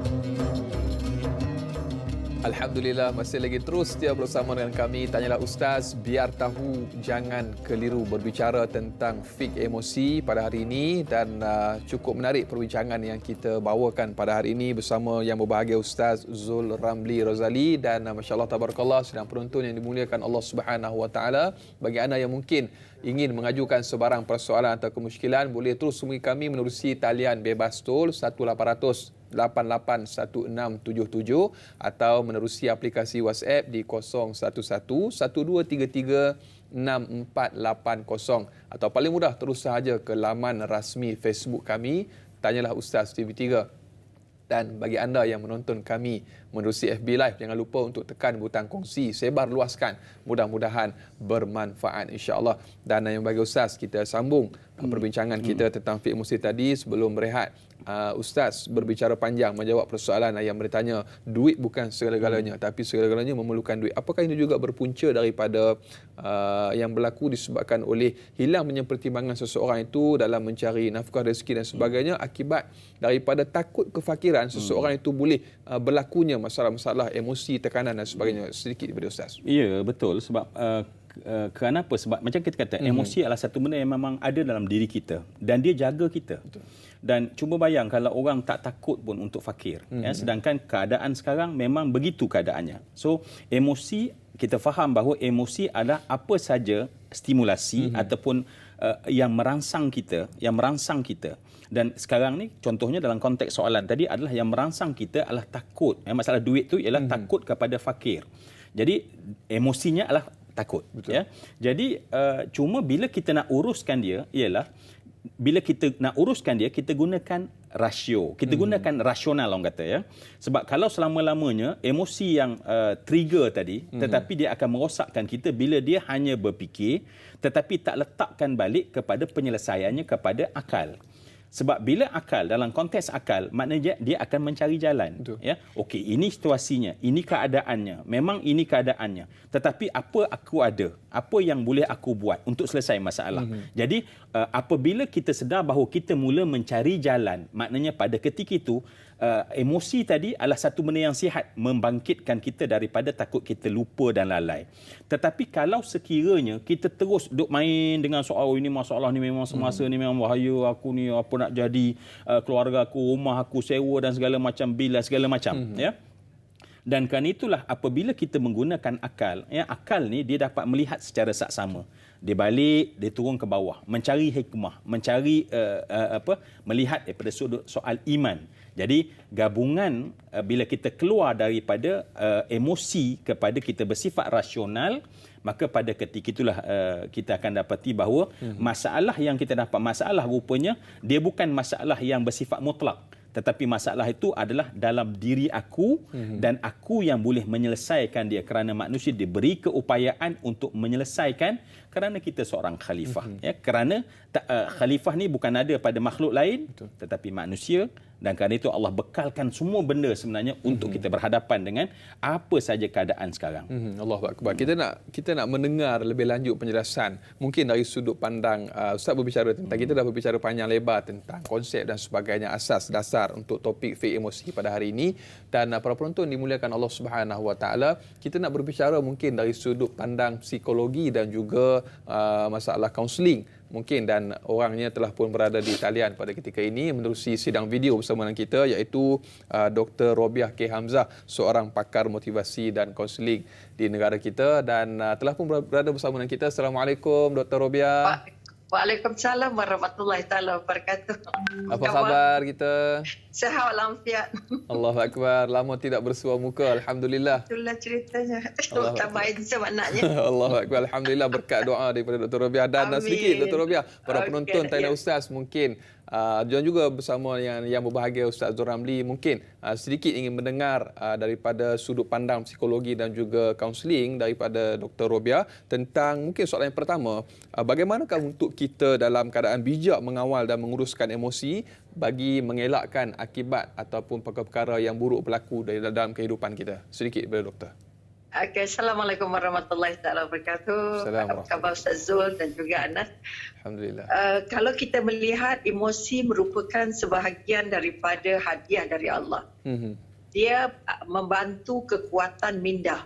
Kalau tadi Ustaz kata minda itu akal, maka kita nak bangun akal itu akan lagi jadi lebih hebat kalau digabung dengan emosi. Sebab itu persoalannya bagaimana untuk mengurus emosi ketika kita dalam keadaan yang tidak positif. Okey? Maknanya kita kata emosi merupakan kita kata pertama kita kenal pasti emosi kita tu. Aku sekarang tengah marah ke, tengah sedih ke, tengah dendam ke, tengah sakit hati ke, kita kenal pasti. Okey? Setelah kita kenal pasti emosi itu, ini kekuatan, sebab itu kena belajar. Dia tak boleh main on air ataupun main dengar-dengar sepintas lalu, tak boleh. Maka kita katakan pertama kenal pasti, ya Allah aku ni tengah marah sebab apa. Bila kita kenal pasti masalah atau perasaan kita, perasaannya marah ke, sakit hati ke, sedih ke, pilu ke, risau ke, apa saja perasaan, ni semua perasaan yang sebut dia perasaan-perasaan yang negatif. Kerana negatif itu membuatkan semua energi kita turun. Minda pun tak dapat nak fokus. Itu yang kedua. Bila kita dapat kenal pasti, katalah contohnya marah, ataupun kita kata contohnya sakit hati. Bila kita dah kenal kita sakit hati, kita cari puncanya. Apa punca saya marah tadi? Apa punca saya sakit hati tadi? Bila kita dapat kenal puncanya, itu sebab kita kata akal membantu kita. Kalau tadi Ustaz kata rationalize diri kita, proses rationalize-nya, proses nak dapat rasional itu mesti dapat dulu kita kata memahami. Setelah faham, kedua kita belajar macam mana cari punca. Setelah dapat punca, katalah saya marah tadi sebab ada piring pecah. Alah, piring je sebiji kot, boleh beli lagi, bukannya mahal sangat. Kita belajar untuk mengurus emosi kita. Jadi maknanya kalau kita tengah marah dengan orang, kita tinggalkan dia atau dia tinggalkan kita. Ataupun kita tengah marah, kita diam. Ataupun kita kata kita minum air ke, kita makan ke, duduk ke, dan maknanya kita kata kita belajar bagaimana nak mengurus. Asal kita tak marah lagi. Pertama, diam. Kunci mulut, jangan bercakap. Jangan tengok orang yang kita marah. Jangan tengok punca yang kita marah. Kalau tadi tengok piring pecah, jangan bagi tengok lagi piring itu pecah. Jangan rasa, oh lah ini mahal, ini hadiah, ini kenang-kenangan, tak payah. Yang ketiga, kita kata kita nak urus emosi kita, kita menggunakan, kita belajar macam mana nak memotivate diri kita. Macam mana nak motivasikan. Berapa lama aku nak marah? Aku nak marah ni ujungnya apa? Aku nak marah ni orang ni senang ke tidak? Ujungnya nanti aku nak cakap lagi tidak? Kau dengan suami ke, dengan anak-anak ke? Kita kena faham, ujungnya kita dapat tahu kita akan baik balik dengan dia ke tidak. Sebab itu kalau dengan keluarga, kita kata kita nak baik balik dengan dia. Jadi motivate diri kita, saya tak nak marah lagi, saya nak buang marah saya. Dia pergi berbuat benda lain. Buat benda lain ke, membaca ke, exercise ke, jogging ke, ataupun kita berbuat benda lain, tengok TV ke, dengar lagu-lagu yang kita suka ke, dengar tazkirah ke, buka YouTube ke. Itu cara kita nak memotivasi diri kita. Supaya otak kita tertukar dan perasaan kita berubah. Sebab itu antara otak dengan perasaan. Kadang-kadang otak kata, saya faham lah tu. Tapi perasaan tak faham. Ataupun kita kata, saya sedar lah, saya ni memang saya yang salah, kata isteri atau kata suami. Tetapi bagaimana nak urus rasa bersalah itu yang penting. Sebab itu kita kata, kalau bendanya melukakan, susah bercakap dulu. Okey, saya nak diam. Saya tak nak meneruskan perbualan ini dulu supaya saya rasa lega dan saya dapat menjawab dengan lebih rasional dan lebih baik. Allahu Akbar. Ini di antara langkah-langkah. Terkadang Umi, kita berbicara tentang masalah emosi yang mungkin melanda diri kita, tapi bagaimana pula mungkin dalam kehidupan kita berhadapan dengan mereka yang mungkin mengalami ataupun selalu negatif. Dalam hidup ni emosinya selalu negatif. Bagaimana untuk kita menguruskan emosi mereka tersebut, Umi? Okey, pertama setelah kita buat 3 tadi, kita dah stabil emosi kita. Selagi perasaan kita tidak stabil, emosi kita tidak stabil, kita tak boleh bantu emosi orang. Kita tak boleh kenal pasti emosi orang. Setelah kita dapat motivate diri kita, okey saya tak marah lagi dah, saya dah maafkan awak, saya rasa tak sesuai untuk nak marah benda kecil-kecil macam ni. Okey. Kemudian kita berjumpa dengan orang negatif, kita tak boleh negatif. Kalau kita berkata dia ni memang negatif, dia ni memang itu, memang ini, tak boleh. Kita sudah buat label kat dia. Bila kita sudah buat label kat dia, kita susah nak bantu dia. Sebab itu pertama kalau kita dah jumpa orang negatif, bagi tahu dia, maknanya orang yang selalu negatif dia kadang-kadang sedar, kadang-kadang tak sedar. Kerana fikiran negatif atau perasaan negatif ini banyak kaitannya dengan pendidikan awal dia, upbringing dia. Kalau mak dia selalu komen je kerjanya, kutuk je kerja. Ayah apa bagi komen-komen buruk je. Allah, ini pun tak boleh buat. Ini ya Allah dah tahu dah. Patutnya tak boleh salah. Cikgu pula komen negatif-negatif. Maka dia membesar dalam persekitaran yang semuanya negatif. Tak dapat pujian, sikit pun tak ada penghargaan. Maka orang macam ni dia sudah membina satu apa kita kata solid feeling that dia memang kena begini. Dia merasa dia negatif tu dia untung. Sebab itu kita kena bantu dia dengan lebih dekat dengan dia, lebih memahami apa sebab. Kita kalau kata pengalaman Mila katalah kalau isterinya marah sangat dengan suami, saya kata apa? Anda lupakan dulu suami awak. Tolong urus dulu perasaan awak. Kalau awak marah sekarang, suaminya tak ada depan mata. Kalau awak marah dia, sakit hati dengan apa yang dia buat, dia tak dengar apa awak cakap. Maknanya kita bantu urus diri dia dengan arti kata kita bagilah apa-apa sikit, apa kita kata petua-petua ataupun bukanlah petua, ataupun prinsip-prinsip. Kenapa tak boleh marah? Kenapa anda tak boleh sakit hati? Kerana semua sakit hati itu meruntuhkan semua saraf, tak boleh berfikir lagi. Kedua, kalau anda terus negatif, mukanya tak cantik, seleranya hilang, nak marah, perkataannya negatif, kemudian dia tak boleh senyum, tak boleh ketawa, maka hilang cerianya. Jadi kalau pakai pemutih, tak putih, tapi muka tak putih juga. Kerana emosi itu membantu emosi itu membantu muka untuk mengeluarkan emosi itu. Betul. Sebab itu kalau emosi di mukanya tak jelas, kita cakap banyak pun dia tak lepas. Allahu Akbar. Sebab itu kita kata nak cantik dah, nak sihat tak, nak lawa tak, baju cantik dah, mahal dah, tudung mahal dah, tapi kenapa mukanya tak mahal? Allahu Akbar. Okay, itu sebahagian daripada cara. Tak boleh terus kepada masalah dia. Bantu diri dia dulu cooling down, supaya dia dapat apa yang kata Ustaz kata tadi, balik kepada jatuh pada rasional. Betul. Sebab itu rasional 30% membantu. Emosi 70% membantu bersama dengan hati. Sebab itu kaitkan balik dengan Allah. Allah lahirkan kita ni dalam keadaan baik, sempurna. Maka kenapalah awak jadi tak sempurna?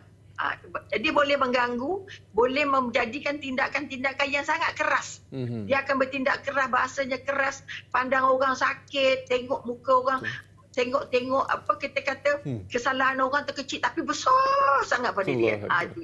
Itu orang negatif. Dan sikit Dr. Robiah, mungkin sebagai yang terakhir, mungkin doktor sendiri berhadapan dengan banyak masalah, mungkin yang datang memerlukan khidmat kaunseling dan sebagainya, dan kalau boleh disenaraikan ataupun boleh dirumuskan, wanita dan lelaki yang mana yang lebih emosi, doktor, sedikit. Bukan kita nak mencari keburukan di situ, tapi mungkin sebagai penyelesaian masalah untuk kita bincangkan dalam ini. Secara biologinya, secara fitrahnya, orang perempuan memang kaya dengan emosi. Sebab itu kalau orang stres, 3 orang stres, 2-nya mesti perempuan. Allahu Akbar.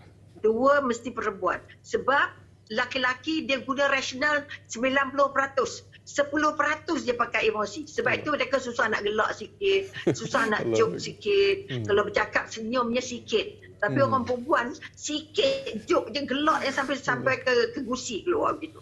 Kerana kenapa wanita dibagi emosi banyak? Kerana dia mengandung. Dia melahirkan, dia mendidik.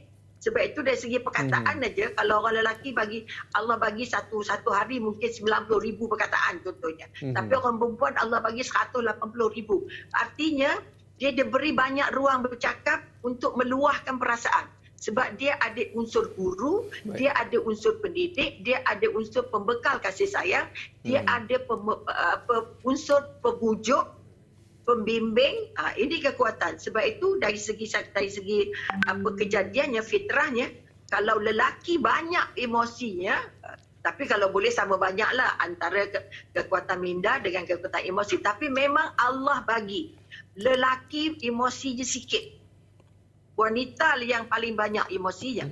Sebab itu kalau saya pesan pada lelaki, kalau wanita itu bercakap pakai emosi, jawablah dengan jawapan emosi. Katalah contohnya, bang hari ni penat sangat. Kalau boleh kita makan kat luar hari ni. Awak buat apa?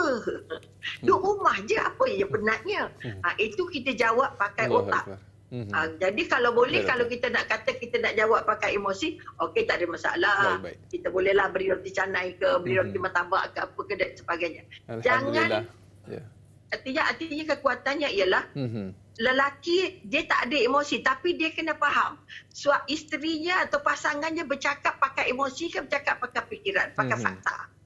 Okey, jadi memang lelaki dibekalkan fakta, perempuan dibekalkan faktanya sikit dan emosinya banyak, maka sebab itu perempuan banyak cakap minta maaf.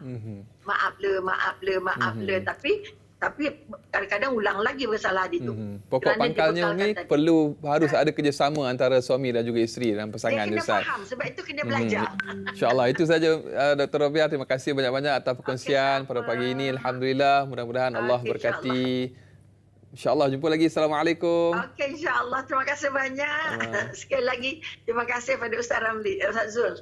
Alhamdulillah. Okey, Assalamualaikum Dr. InsyaAllah para penonton yang dimuliakan Allah Subhanahu Wa Taala dan juga bagi Ustaz, panjang lebar perbincangan kita. Kita dah mendengar dari pihak lelaki dan juga pihak perempuan. Ustaz, itu bukan nak feminis dan sebagainya, tidak, tapi satu penyelesaian yang perlu kita sama-sama rungkai. Mudah-mudahan membantu kita dalam membicarakan topik fik emosi. InsyaAllah banyak lagi yang akan kita bicarakan. Saudara, biasakan kehidupan normal baharu. Dakwah tanya Ustaz yang sampaikan. Biar tahu jangan keliru, kembali selepas ini.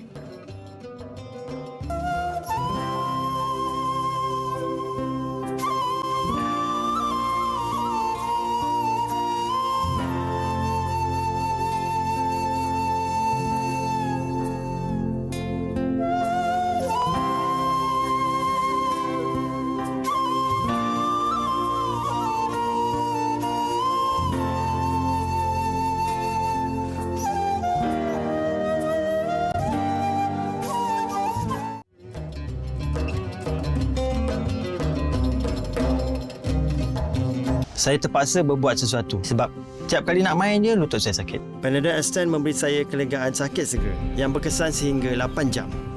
Supaya saya dapat main futsal dengan anak saya lagi. Amboi. Cucu. Mari sini Atok nak cerita sikit. Dulu Atok suka mengandam pengantin tau. Seronok. Tapi yang mana baju tak cukup butang tu, Atok kancing pakai peniti je. Jadilah. Kalau cucu-cucu Atok ni nak tahu lagi, ni meh tengok semua ni dengan Atok dalam skrin di 9 Jun ini. Seronok. Fitnah yang paling besar, sehingga Nabi sebut fitnah yang paling dahsyat, kerana dia mengeluarkan iman daripada diri umat Nabi SAW. Itulah yang paling besar sekali. Dajjal ini dia keluar kemuncak ketika iman umat ini dalam keadaan yang sangat lemah dan ilmu agama umat ini sangatlah sedikit. Kita akan buat dalam tema simple and easy ni adalah ayam rangup kejun. Saya akan gunakan leftovers daripada nasi cendawan. Roti bakar bersama dengan cheese dan ayam.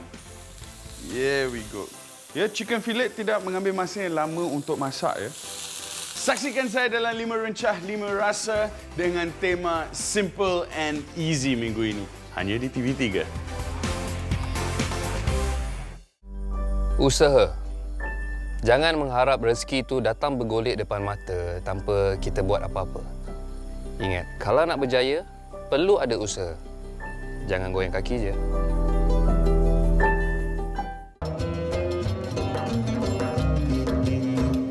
Alhamdulillah, terima kasih dan terima kasih. Kurang lebih tepat sejam kita bersiaran semestinya dalam Tanya Ustaz. Biar tahu, jangan keliru. Alhamdulillah. Terima kasih kepada semua yang masih lagi terus menonton kami dan panjang lebar yang telah pun kita bicarakan tentang fik emosi bersama yang berbahagia Ustaz Zul Ramli Rozali dan yang bagi Ustaz dan juga sedang penonton. Kita masih lagi mengalu-alukan soalan daripada sahabat kita yang mungkin ingin bertanya, terus hubungi kami menerusi talian bebas tools 1800 88 1677 dan boleh juga menerusi aplikasi WhatsApp di nombor 011 1233 6480 atau paling mudah terus sahaja ke laman rasmi Facebook kami Tanyalah Ustaz TV3 dan jangan lupa untuk tekan butang kongsi bagi anda yang menonton kami menerusi FB Live, sebarluaskan, mudah-mudahan bermanfaat insya-Allah. Dan yang bagi Ustaz, kita raikan lagi soalan daripada sahabat kita yang bertanya menerusi Facebook. Sal Rasid Cik Ci yang bertanya, Assalamualaikum Ustaz dan Da'i. Kecelaruan emosi juga dikaitkan dengan mood. Ini dalam bahasa istilah Inggerisnya mood, Ustaz. Adakah ketidakstabilan emosi atau kerisauan akan timbul bila mana menjadi kebimbangan ramai orang ketika ini bila berhadapan dengan masalah hilang pekerjaan kerana semasa PKP ramai yang diberhentikan kerja dan kini mereka mencari-cari pekerjaan yang baru. Mohon penjelasan Ustaz. Terima kasih. Soalan daripada sahabat kita Sar Rasid Cik Ci di Facebook yang bertanya Ustaz. Baik. Terima kasih dan nak kena terima kasih juga pada Dr. Rabiah sebentar tadi. Saya kira banyak memberi jalan kepada kita untuk kita lebih memahami tentang bagaimana kita nak mengurus emosi kita sendiri ya. Alhamdulillah. Baik, bila kita tengok pada soalan yang datang daripada siapa tadi? Sal Rasid. Sal Rasid ya. Tentang mood ya. Mood kemudian persekitaran.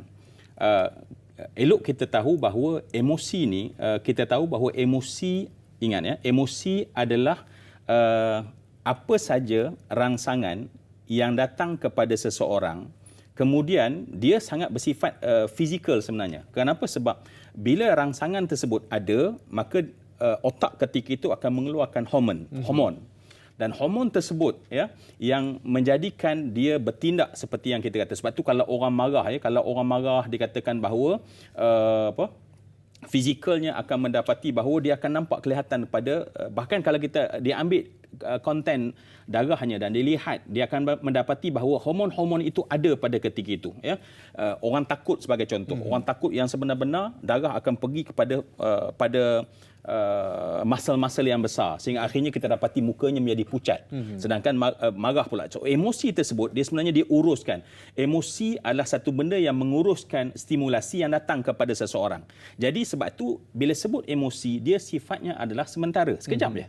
Maknanya pada ketika event itu berlaku. Ya, nanti kalau kita sempat kita akan lihat bagaimana Nabi mengomentar tentang emosi yang Nabi sebut kata as-sabru 'inda sadmatil ula. Nabi menggunakan istilah sadmah al-ula. Sadmatul ula adalah benda yang kita kena lihat. So, emosi ni ialah apa saja rangsangan. Sebab tu dia berbeza dengan perasaan. Sebab perasaan adalah kemudian. Ya, dan mood yang orang kata mood ya, saya ni ada mood, saya tak ada mood ya.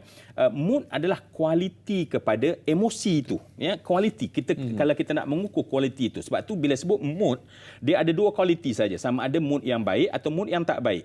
Jadi kalau gitu mood juga adalah satu benda yang bukan bersifat berpanjangan seperti perasaan.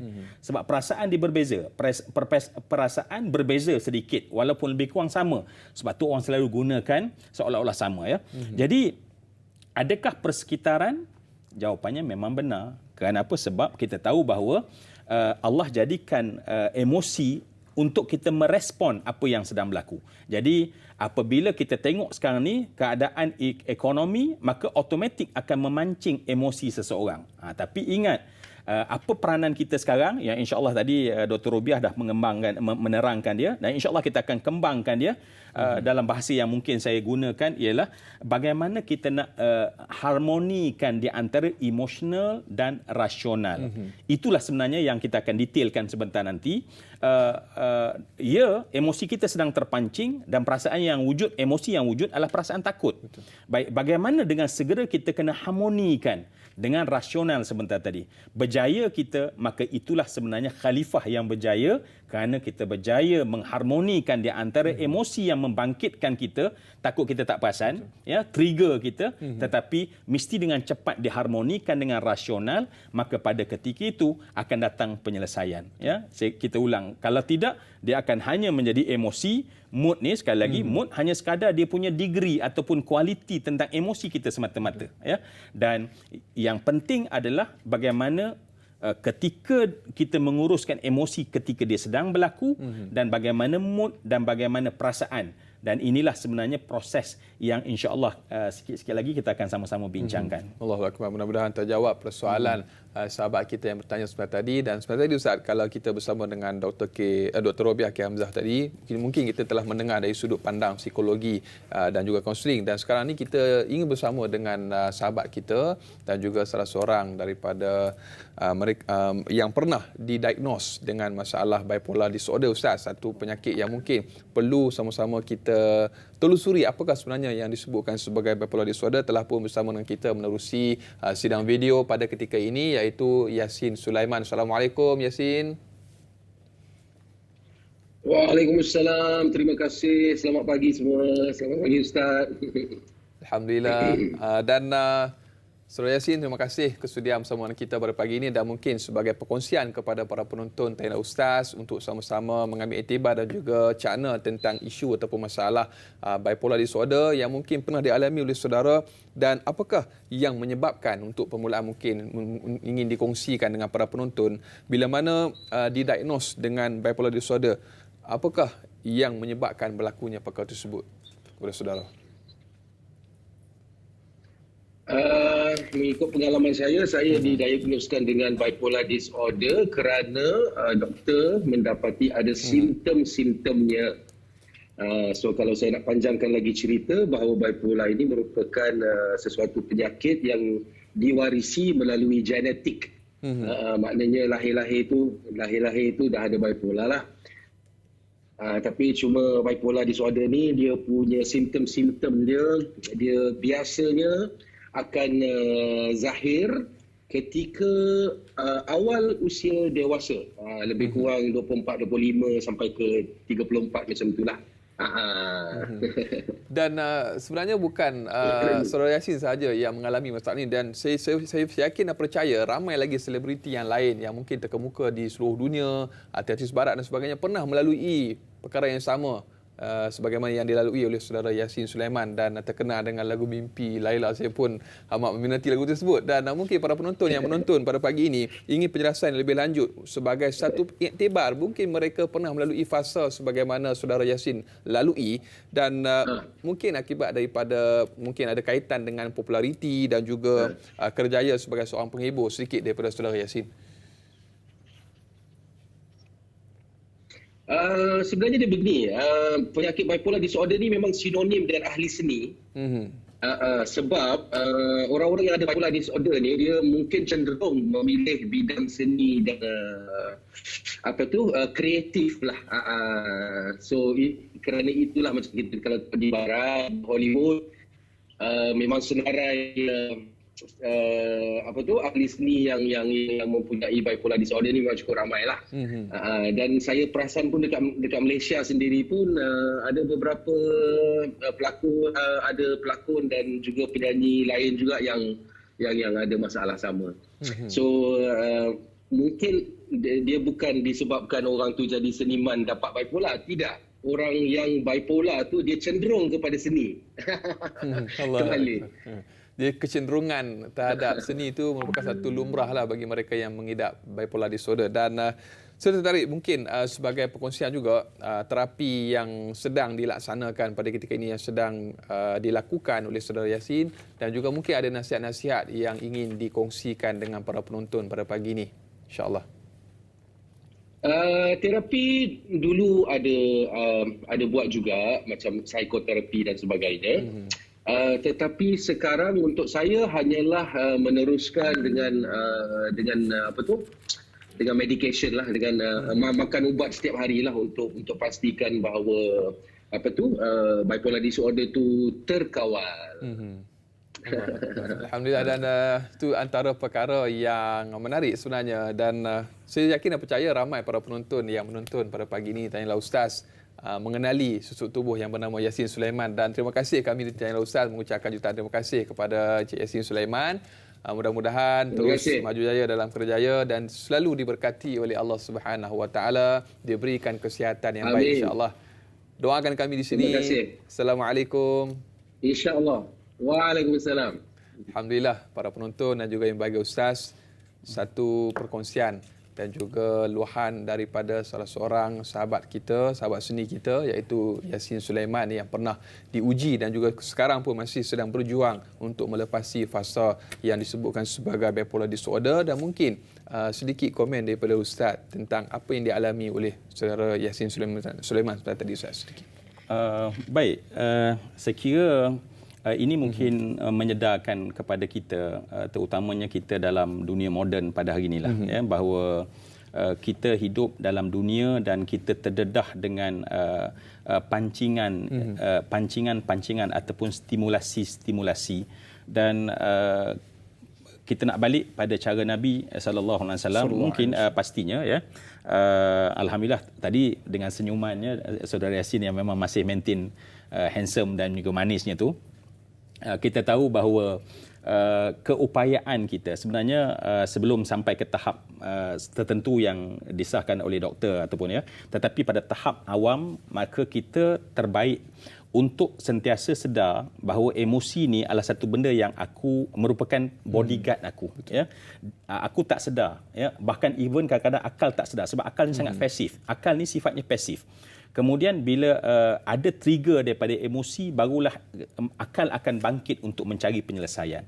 Cuma mungkin ini yang kita kena, skill yang kita kena ada adalah bagaimana kita kena harmonikan di antara emotional dan rasional sebentar tadi. Yang tadi Dr. Rubiah sebenarnya dah bagi beberapa perincian-perincian. Itulah sebenarnya cabaran, bukan kepada apa yang bakal, sebab nanti dia akan, bila kita tak urus, dia akan lahirlah simptom-simptom, ya. Jadi bila ada simptom, maka pada kita akan dikenal pasti. Kita ada pemanggil, ya. Allahu Akbar. Saya teringat bila ada satu istilah barat ataupun Greek yang menyebutkan anima sano in corpora sano. Badan yang sihat bermula daripada akal yang sihat, Ustaz. InsyaAllah. Kita ada pemanggil, Ustaz, pada ketika ini di talian, sahabat kita. Hello, Assalamualaikum. Waalaikumsalam. Ya, silakan. Abdullah Osman daripada Seremban. Ya, Tuan. Nak tanya Ustaz, mengapa mereka lanjut usia, lagi meningkat umur, lagi beremosi, mudah tersentuh, mudah merajuk, mudah dan juga minta dibelai dan suka bersendirian. Dari pandangan Ustaz lah, dari segi agama, balik kepada emosi kanak-kanak, mengapa jadi begitu? Kadang-kadang kita tak balik kampung untuk raya dan sebagainya, mereka mudah tersentuh. Minta pandangan Ustaz. Terima kasih. Allahu Akbar. Terima kasih Encik Abdullah dari Seremban. Satu soalan yang cukup baik, sempurna dengan musim perayaan dan juga suasana pada ketika ini. Mungkin kekangan-kekangan yang menyebabkan mungkin kita tak dapat pulang beraya bersama dengan keluarga, menyebabkan mungkin sedikit terganggu emosi ibu bapa kita, mereka yang tinggal berjauhan dengan kita. Dan dari sudut faktor umur, apakah ada kaitan, Ustaz, dengan apa-apa yang berlaku? Sedikit, Ustaz. Kalau mengikut kajian, ya, sebenarnya psychoanalysis, mereka mengkaji bahawa macam tadi Dr. Rubiah dah ditanyakan soalannya, laki-laki dan perempuan, ya, bahawa memang perempuan itu emosinya melebihi, kalau nak dikatakan berbanding dengan lelaki, kerana sifat tubuh badan mereka itu dan juga fungsi mereka di atas muka bumi. Tetapi satu yang menarik sebenarnya, tetapi bercanggah daripada soalan Tuan Haji Abdullah sebentar tadi, emosi manusia dia sebenarnya lebih stabil ketika dia kian tua. Itu sepatutnya yang berlaku. Itu sepatutnya. Jadi maknanya bila sesuatu itu berlaku sebaliknya, maknanya itu bukanlah yang sepatutnya. Sepatutnya makin tua seseorang, keupayaan emosi dia ataupun dia punya emosinya adalah lebih stabil. Maknanya ingat, emosi ialah stimulasi datang dan bagaimana kita merespon. Itu emosi, ya. Maknanya datang sesuatu, macam contohnya anak tak balik, itu dia punya stimulasinya ataupun faktor perangsangnya. Tetapi orang tua sepatutnya, ni sepatutnya dari sudut kajian mendapati bahawa mereka sepatutnya adalah lebih matang berbanding ketika mereka muda satu masa dahulu. Baik, jadi kalau macam tu, bila berlaku sebaliknya, ya, kerana kita tahu bahawa pada bila-bila mana masa manusia, tak kira laki-laki, perempuan, muda, tua, ya, kita ni adanya emosi tadi. Tetapi kegagalan kita, ataupun mungkin kita tak nak kata gagal, tetapi terlepas pandangnya kita itu, orang tua, nak menjaga bagaimana nak harmonikan dengan rasional, dengan akal. ya. Sebab bila orang dah bila seorang dah meningkat usia, ya, dia tak seperti anak-anak. Anak-anak tanya banyak soalan. Maknanya fungsi akalnya begitu aktif, ya.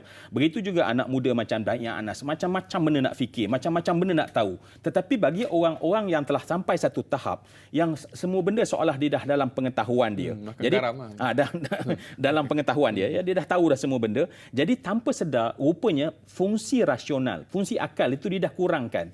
Jadi kat situ yang tiba-tiba makan balik diri kita, maknanya bila datang sesuatu trigger kepada emosi kita tetapi kita tak gunakan pada ketika itu akal ataupun rasional pada ketika itu. Dan dengan sebab itulah orang kita menamakan ataupun orang sebut dalam dunia ni tiba-tiba orang tua menjadi sensitif, ya. Sepatutnya dari sudut sepatutnya dia tidak begitu. Tetapi kerana apa? Sebab kegagalan kita, ya, orang-orang yang tua, sebab dalam itu ada banyak faktor-faktor yang lain lah. Sebagai contoh faktor ego, ya. Walaupun bahasa ego ni macam kasarnya nampak kan. Tetapi dia sesuatu yang normal, ya. Kita sebagai ayah ada ego seorang ayah. Dan kadang-kadang ego itulah yang menyebabkan emosi tersebut, ya, melompat kepada perasaan ego, ya. Perasaan ego dia bukan lagi emosi dah. Dan perasaan itu mengambil sikap kita dan akhirnya yang susah, yang sakit adalah kita. Dahlah yang sakit pertama anak tak balik kampung. Yang kedua adalah kita yang menahan yang menanggung kesakitan kerana daripada perasaan tadi. Sekarang ni bukan emosi lagi dah. Emosi ingat hanya trigger saja. Tetapi bila kita terima benda tersebut, akal tak difungsikan, maka perasaan negatif itu mula di mood tadi. Mood yang tak best, ya. Walaupun 10 orang anak ada seorang je tak balik, tapi 10 orang dah dilayan tak best sebab dia tak kawal, dia tak urus, tak harmonikan dia punya emosi sebentar tadi, kemudian dia lompat kepada perasaan. Maknanya perasaan dia memang perasaan yang terus dia jadi perasaan yang tak best. Jadi masya-Allah, mungkin bagi kita semua ilmu ini bagi semua peringkat dan semua tahap, maka marilah saya menyeru anak-anak muda, ya, kita menyeru bahawa emosi hanya satu trigger yang positif, tetapi tanggungjawab kita sebagai khalifah adalah menguruskan supaya Allah tak nak kalau kita tak urus dengan baik, jadilah orang-orang tua yang sakit hati, yang memendam perasaan, dan ini bukan sesuatu yang sepatutnya berlaku dalam kehidupan. Allahu Akbar. Mudah-mudahan terjawab persoalan sahabat kita Encik Abdullah tadi yang bertanya dari Seremban. Allahu Akbar. Bila mana Ustaz menyebutkan tentang lanjut usia, kita semua akan satu hari nanti akan melalui fasa tersebut, dan kita berdoa kepada Allah Subhanahu Wa Taala mudah-mudahan kita diberikan kekuatan untuk kita melalui dan juga menempuh fasa-fasa tersebut yang akan datang insya-Allah. Dan para penonton dan juga yang bagi Ustaz, banyak lagi sebenarnya yang akan kita bicarakan, tapi insya-Allah kita akan tamat siaran di sini di TV3. Kita akan lanjutkan siaran tambahan 30 minit di TV9. Saudara, biasakan kehidupan normal baharu, dakwah biar tak kena Ustaz yang sampaikan, biar tahu jangan keliru. Jumpa di TV9 selepas ini.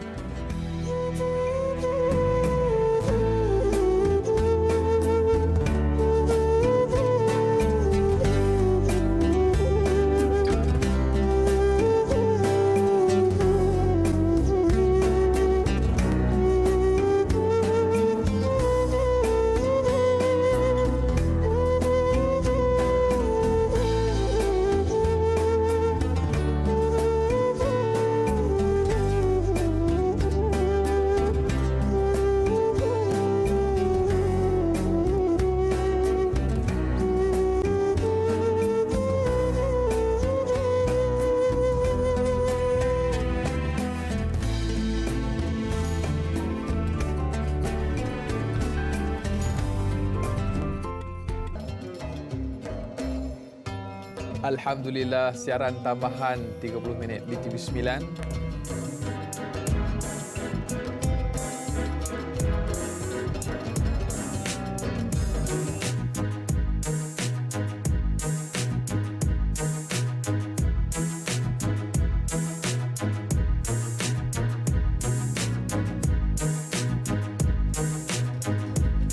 Alhamdulillah, siaran tambahan 30 minit di TV9. Tanyalah Ustaz biar tahu jangan keliru. Kita masih lagi membicarakan topik fik emosi bersama yang berbahagia Ustaz Zul Ramli Razali. Dan bagi anda yang mungkin mempunyai sebarang persoalan atau kemusykilan, jangan malu, jangan segan.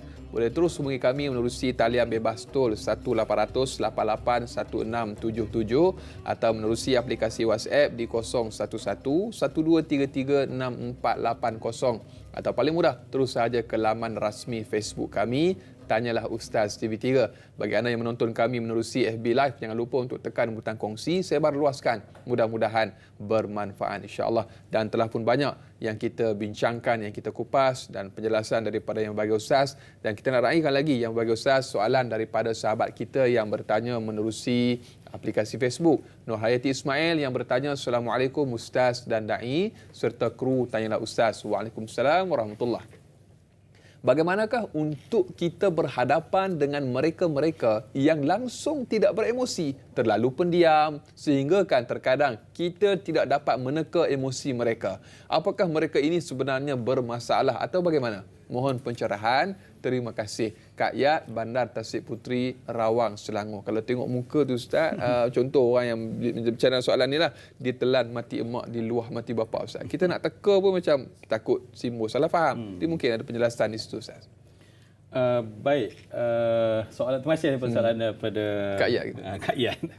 Baik, dan setia juga. Ya, adakah orang tu tak ada emosi? Ya, tak ada manusia yang tidak ada emosi. Ya, tidak ada manusia yang tak ada emosi. Kita katakan tadi, hatta sebab tu saya tadi tak nak contohkan antara manusia dan benda tak hidup, sebab hatta kambing pun, binatang pun dia ada emosi. Ya. Apatah lagi manusia yang kita katakan, ya. Baik, dalam konteks kalau ini untuk kesedaran, ya, kalau kita kata bahawa ada manusia yang orang kata stone, dia macam dia buat tak tahu je, apa pun dia tak ada respon. Ini adalah emosi dari sudut untuk komunikasi, ya, emosi untuk komunikasi. Sedangkan emosi ni juga, ya, peranan lain, bukan sekadar untuk jaga kita tetapi untuk mencantikkan kita, ya. Ingat, ya, emosi adalah bodyguard kita. Maknanya dia yang sedarkan kita, dia akan kejut, Zul, bahaya sekarang ni. Zul, kamu kena macam ni. Dia yang kejutkan kita. Dan dia juga yang mencantikkan kita. Jadi sebab tu kalaulah kita, ya, yang sedar bahawa kita tak menggunakan emosi untuk mencantikkan kita, maka kalau fungsi pertama dia tak selamat, yang kedua maknanya dia akan lahir sebagai orang yang hitam putih muka dia, ya. Kerana itulah kita tengok, ya, apa cara tarbiyah Rasulullah, ya. Rasulullah sallallahu alaihi wasallam contohnya apa Nabi suruh? Ya, tabassam. Nabi kata berikanlah senyuman. Baik, beri senyuman, ya, emoji. Kalau kita tengok emoji, kita hantar ke orang, tak payah hantar muka kita. Dalam WhatsApp kita hantar emoji itu, kita hantar muka senyum. Orang faham bahawa emosi kita. Orang faham tentang emosi, belum tengok muka kita. Maknanya dengan ikon, dengan simbolik saja, simbol saja, kita orang dah faham emosi. Sebab tu Nabi suruh kita senyum. Ya, sebab gunakan emosi itu untuk tujuan komunikasi, dan Nabi kata sedekah. Betul. Dapat pahala kamu memberi, ya. Jadi untuk orang-orang Islam sepatutnya ataupun manusia secara umumnya, sebenarnya menggunakan emosi-emosi yang positif ni adalah satu benda yang perlu untuk dia, ya. Bahkan hatta Da'i Anas, ya, saya nak cakap Da'i Anas, ya. Sabar, ya. Sabar Da'i Anas. Saya nak cakap saya sayang Da'i Anas. Baik. Senyum tak? Alhamdulillah, nasib baik. Kak Iyat kata apa, nasib baik Da'i Anas tak stone je kan. Ada emosi tu. Ada emosi, ya. Siapa yang suruh macam tu? Nabi suruh. Allahu akbar. Nabi kata idza ahabba ar-rajul akhahu falyukhbirhu annahu yuhibbuhu. Maknanya itu bukan sekadar dia bila permulaan memang emosilah. Maknanya bila kamu sayang seseorang, Nabi suruh kita keluarkan emosi kita, perasaan kita, mood kita. Kita bawa dalam satu bakul sekarang, ya. Tunjukkan kepada mereka. Nabi tak suruh okey bila kamu sayang just kamu diam. Betul. Cuba bayang pada orang yang kawan. Apatah lagi cuba bayang kalau tarbiyah ini, didikan ni kita bawa dalam rumah tangga, ya, yang memang kita sayang, yang memang kita sayang pada anak, anak memang sayang pada mak, pada ayah. Maknanya bagaimana fungsi yang betul pada emosi akan menjadikan komunikasi akan sangat meriah, ya. Berbanding orang tadi yang mungkin bagaimana nak buat, maka kitalah yang kena mangkin, ya. Sebab kita kena mangkin kalau dalam konteks soalan daripada pakai nama Kak Iyat lah, walaupun muda, ya, memangkin dia supaya dia juga dapat melihat perkara itu. Sebab kadang-kadang kita tak tahu apa latar belakang dia, ya. Mungkin dia tak pernah duduk dengan orang yang mungkin dia percayai, yang memberi senyuman paling ikhlas. Sebab tu dia tak nak senyum sebagai contoh. Jadi sebab itu kita yang bangkinkan dia, senyum dia, tanya khabar sentiasa, dan insya-Allah berjaya merubah manusia kepada kebaikan, berjaya menunjuk manusia kebaikan. Insya-Allah itulah pahala yang sebesar-besar yang Allah peruntukkan kepada kita. Allah. Kita ingin berbicara lebih lanjut bila mana Ustaz menyebutkan psikologi pendidikan dalam rumah tangga, contohnya kepada anak-anak yang sentiasa memerhatikan bagaimana emosi ayah kepada ibunya, bagaimana emosi ibu kepada ayah. Tapi sebelum tu Ustaz, kita nak raikan terlebih dahulu pemanggil yang telah pun berada di talian bersama dengan kita. Halo, Assalamualaikum. Waalaikumsalam warahmatullahi wabarakatuh. Saya Cik Ilyas bin Abu Bakar daripada Hitam Pulau Pinang. Ya tuan, silakan tuan. Assalamualaikum Dayanah dan juga Ustaz Zul Ramli. Waalaikumsalam warahmatullahi wabarakatuh. Keadaan sihat dan diberkati selalu. Amin, insya-Allah. Soalan saya, bagaimanakah Rasulullah SAW mendidik Sayyidina Umar Al-Khattab dengan kita tahu sikap yang ada pada Sayyidina Umar tu tangisnya dengan garang dan satu ketika membunuh anak dia. Adakah Nabi Muhammad, adakah dia dengan Quran yang telah dibacakan telah menyentuh hatinya menjadi lemah lembut sehingga kan seorang insan yang sentiasa menangis setelah dia dapat didikan dan tarbiyah daripada Rasulullah, lemah lembut dan bertawaduk, minta pencerahan daripada Ustaz. Adakah Nabi Muhammad, cara-cara Nabi Muhammad mendidik para sahabat yang bengis dan yang garang itu? Baik. Itu saja soalan saya. Assalamualaikum warahmatullahi wabarakatuh. Waalaikumsalam warahmatullahi wabarakatuh. Terima kasih Encik Ilyas Ismail yang bertanya dari Air Hitam, Pulau Pinang, Ustaz, nun jauh dari utara, yang bertanya tentang bagaimana pendidikan yang cukup hebat yang diterapkan oleh baginda Nabi SAW kepada para sahabat, khusus kepada Sayyidina Abu Bakar, Sayyidina Umar Al-Khattab radhiyallahu anhu. Cumanya yang confuse di situ tentang status bunuh anak tu saya tak pasti, kerana mungkin ada penjelasan di situ daripada yang bagi Ustaz sedikit, insya-Allah. Baik, alhamdulillah, terima kasih Tuan Haji Ilyas ya, yang juga setia seperti penonton-penonton yang lain yang bersetia bersama dengan kita sampailah ke tahap ini, daripada pagi sampailah ke tahap ini saat ini ya. Baik, soalan pokoknya adalah bagaimana cara Rasulullah membentuk seorang manusia ya. Sedangkan kita tahu karakter ya, karakternya adalah seorang yang kasar, kita kata ya, seorang yang kasar. Baik, menarik ya, sebab kita Tuan Haji Ilyas bawa satu figure untuk kita letak depan kita, sebab memang manusia ini akan cepat belajar kalau ada model. Seorang engineer tak akan boleh buat satu bangunan kalau tak ada plan. Ya, kita cakap je, kamu kena buat bangunan 5 tingkat, begini-begini, tapi tak ada plan. Ya, kontraktor tak ada, arkitek tak ada, engineer pun tak ada, tetapi hanya ada kontraktor. Jadi umat hari ini hanya adalah merupakan kontraktor, tetapi yang perlu kita adalah model. Baik Tuan Haji, terima kasih kerana mengangkat satu model. Sayyidina Umar Ibn Al-Khattab, Ibn Naufal, Ibn Abdul Uzza, Ibn Riyah, Ibn Abdullah, Ibn Qurtib, Ibn Razah, Ibn Adi, Ibn Ka'ab, Ibn Lu'ay. Kenapa saya cerita sikit? Sebab kita mendengar tadi kalimah Adi. Dan Adi ni adalah Bani Adi. Dan yang cerita dalam, kita tengok sirah Ibn Hisham, yang merujuk kepada yang membunuh anak itu bukan Sayyidina Umar personally, tetapi Bani Adi ya, Bani Adi maknanya kisah tu berlaku pada Bani Adi, bukan pada person ataupun tubuh Sayyidina Umar yang melakukan pembunuhan kepada anak. Sebab tak ada anak dalam, bila kita tengok, kalau kita baca Syiar A'lam Nubala sebagai contoh dari Imam Zahabi dan ulama-ulama ruwat, tak ada pun menceritakan ada anak yang mana anak yang dibunuh tersebut. Baik, itu juga bukan isu yang Tuan Haji Ilyas nak highlightkan kepada kita, tetapi mungkin sebagai menjernihkan orang kata kan. Okey, bagaimana Nabi SAW boleh membentuk seorang manusia? Yes, karakternya memang begitu ya. Sayyidina Umar adalah seorang yang sangat keras ya, dan kemudian Nabi berjaya channelkan keras itu menjadi Al-Faruq. Ya, jadi Al-Faruq. Dan ini mungkin kita boleh belajar bersama-sama.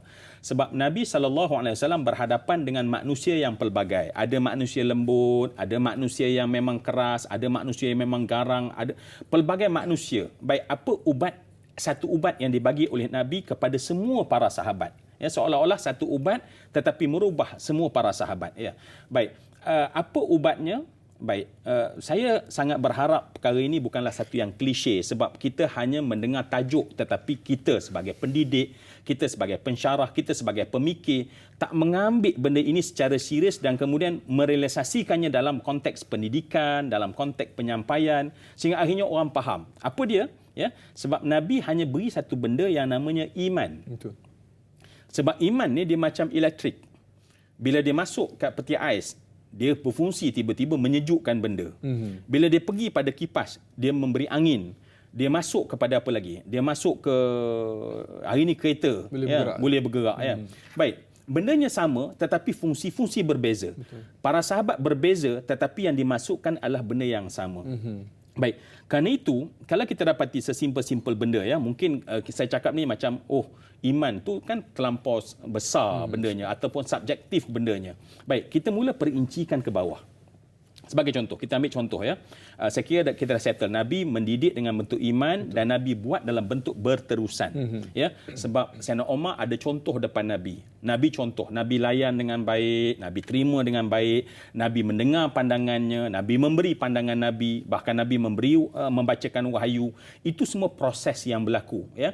Dan yang merubah para sahabat adalah ibadah tu sendiri. Ya, hari ini ibadah kita letak sebagai satu tugasan. Bukan satu tools untuk aku dapat mendatangkan ketenangan mengurus emosi. Ya, sedangkan Allah sebut ala bidzikrillahi tatmainnul qulub. Ya, Allah kata ingat Allah. Bila kita ingat Allah, tadi solat subuh itu secara khusus aqimis salata li dzikri kata Allah. Tunaikanlah solat untuk ingat aku. Jadi maknanya bila kita solat dengan mengikut secara yang sebenar, dia akan mendatangkan ketenangan. Ya, sebab ya adalah penting sebab saya tak nak lari daripada tajuk kita ya. Sebab emosi ialah keadaan seseorang ketika datang rangsangan. Tetapi bukan setiap masa kita ada rangsangan. Ya, bukan setiap hari orang horn kita. Bukan setiap hari orang tunjuk isyarat lucah kat kita. Bukan setiap hari orang maki hamun kita. Maknanya yang berlaku pada setiap hari itulah proses yang kita kena buat sebab kita tak tahu apa sekejap lagi ya. Jadi sebab tu Nabi buat setiap hari kepada para sahabat, didik setiap hari kepada para sahabat. Maka dengan sebab tu didikan yang setiap hari inilah melalui proses iman, menghayati makna ibadah, faham maksud zikir, benda ni masuk ke dalam ya. Tetapi adakah ia berlaku pada kita? Yes, kita lakukan tetapi dalam bentuk hanya lahiriah dia. Solat kita angkat tangan, kadang-kadang yalah boring kan nak banyak kerja ni, Allahu akbar. Tak ingat pun apa yang kita baca. Sedar-sedar autopilot dah assalamualaikum dah ya. So bagaimana dia nak memberi bekas kepada hati ya. Dan sebagai contoh, sesimpel yang kita boleh buat ya, yang diajar oleh cerdik pandai kepada kita. Katalah sekarang ni kita tarik nafas, ya, kita tahu aset kita yang paling berharga adalah nafas sebelum Allah ambil balik. Ya, sebab manusia bila Allah ambil nafas, habislah hayat dia. Maka sebab itu kita guna contoh, kita tarik nafas. Dan kita cakap pada diri kita sendiri, aku adalah seorang yang bersemangat. Kita cakap kat diri sendiri, aku adalah seorang yang ayah yang berguna. Aku adalah seorang pekerja yang berjasa. Baik, kita cakap perkataan-perkataan positif itu selalu dalam diri kita. Baik, kalau rasa tak cukup kuat, ya. Sebab tu dalam saya sangat kalau tengok ibadah solat ya. Kenapa kita tak tengok angkat tangan ya? Kita kena cakap sampai telinga kita dengar. Betul. The power of self-talk. Ya, bagaimana sebenarnya dengan kita buat ni sepanjang, jangan tunggu sebab emosi ni adalah tiba-tiba orang horn nanti. Tengah-tengah tiba-tiba orang horn ya. Horn kat Malaysia sangat sensitif. Ada orang hilang nyawa sebab horn. Ya, ada orang hilang nyawa sebab kena horn ya. Tetapi kalau kita pergi kat Mesir, pergi kat Pakistan, horn lah kok mana sekalipun memang tak ada hal. Dia tak ada emosi pun. Sebab apa? Sebab dia orang dah accept, menerima. Tadi Dr. Robiah dah sebut, menerima. Kalau sempat kita akan cerita insya-Allah. Tetapi apa yang kita nak cerita adalah bagaimana ketenangan yang kita dapat yang patut diproses pada setiap hari ya. Dan apatah lagi kalau kita anchorkan dia dengan doa ya. Nanti insya-Allah ada beberapa doa yang kita boleh baca. Kita anchor dengan bahawa Maha Suci Allah ataupun Allah, kita menyebut nama Allah, kelazatan menyebut nama Allah itu dah mendatangkan man arada mu'annisan fallahu yakfih. Ulama menyatakan Allah memada memberikan ketenangan. Jadi benda ini yang kena buat selalu. Bukan tunggu hanya ketika datangnya event. Sebab kita tak tahu apa yang berlaku tiba-tiba ya. Sebab banyak daripada berlakunya trauma, fobia adalah sesuatu event yang tiba-tiba berlaku dalam hidup dia. Dan event tersebut dia tak mampu urai, keluarkan daripada memori dia dan akhirnya memberi kesan sepanjang hayat untuk hidup dia. Jadi sebab tu Sayyidina Umar kenapa berjaya dirubah, proses berterusan dan kemudian dia menjadi span yang terbaik menerima proses tersebut. Hari ini kita tak jadi span yang baik. Kalau ubi itu kita katakan rebus itu apa dia? Hak tak empuk-empuk tu. Tu masalahnya. Solat tak empukkan kita, zikir tak empukkan kita, tiba-tiba kita salahkan. Aku solat tapi kenapa aku stres? Ya. Jadi inilah saya kira kenapa yang dilakukan oleh Rasulullah terhadap Sayyidina Umar, maka kenapa? Sebab proses yang berterusan. Kita cuba insya-Allah. Saya yakin kita duduk, kalau kita penat pun kata kita aku kuat, aku sihat, aku baik, cakap benda-benda baik dan inilah yang ada dalam hadis kursi. Allahu akbar. Kehidupan kita akan sentiasa berhadapan dengan risiko dan terpulanglah bagaimana untuk kita menguruskan risiko tersebut dan mudah-mudahan kita diberikan kekuatan oleh Allah Subhanahu Wa Taala. Banyak lagi yang akan kita perkatakan Ustaz dan juga sedang penonton. Saudara, biasakan kehidupan normal baharu, dakwah tanyalah Ustaz yang sampaikan. Biar tahu jangan keliru, kembali selepas ini.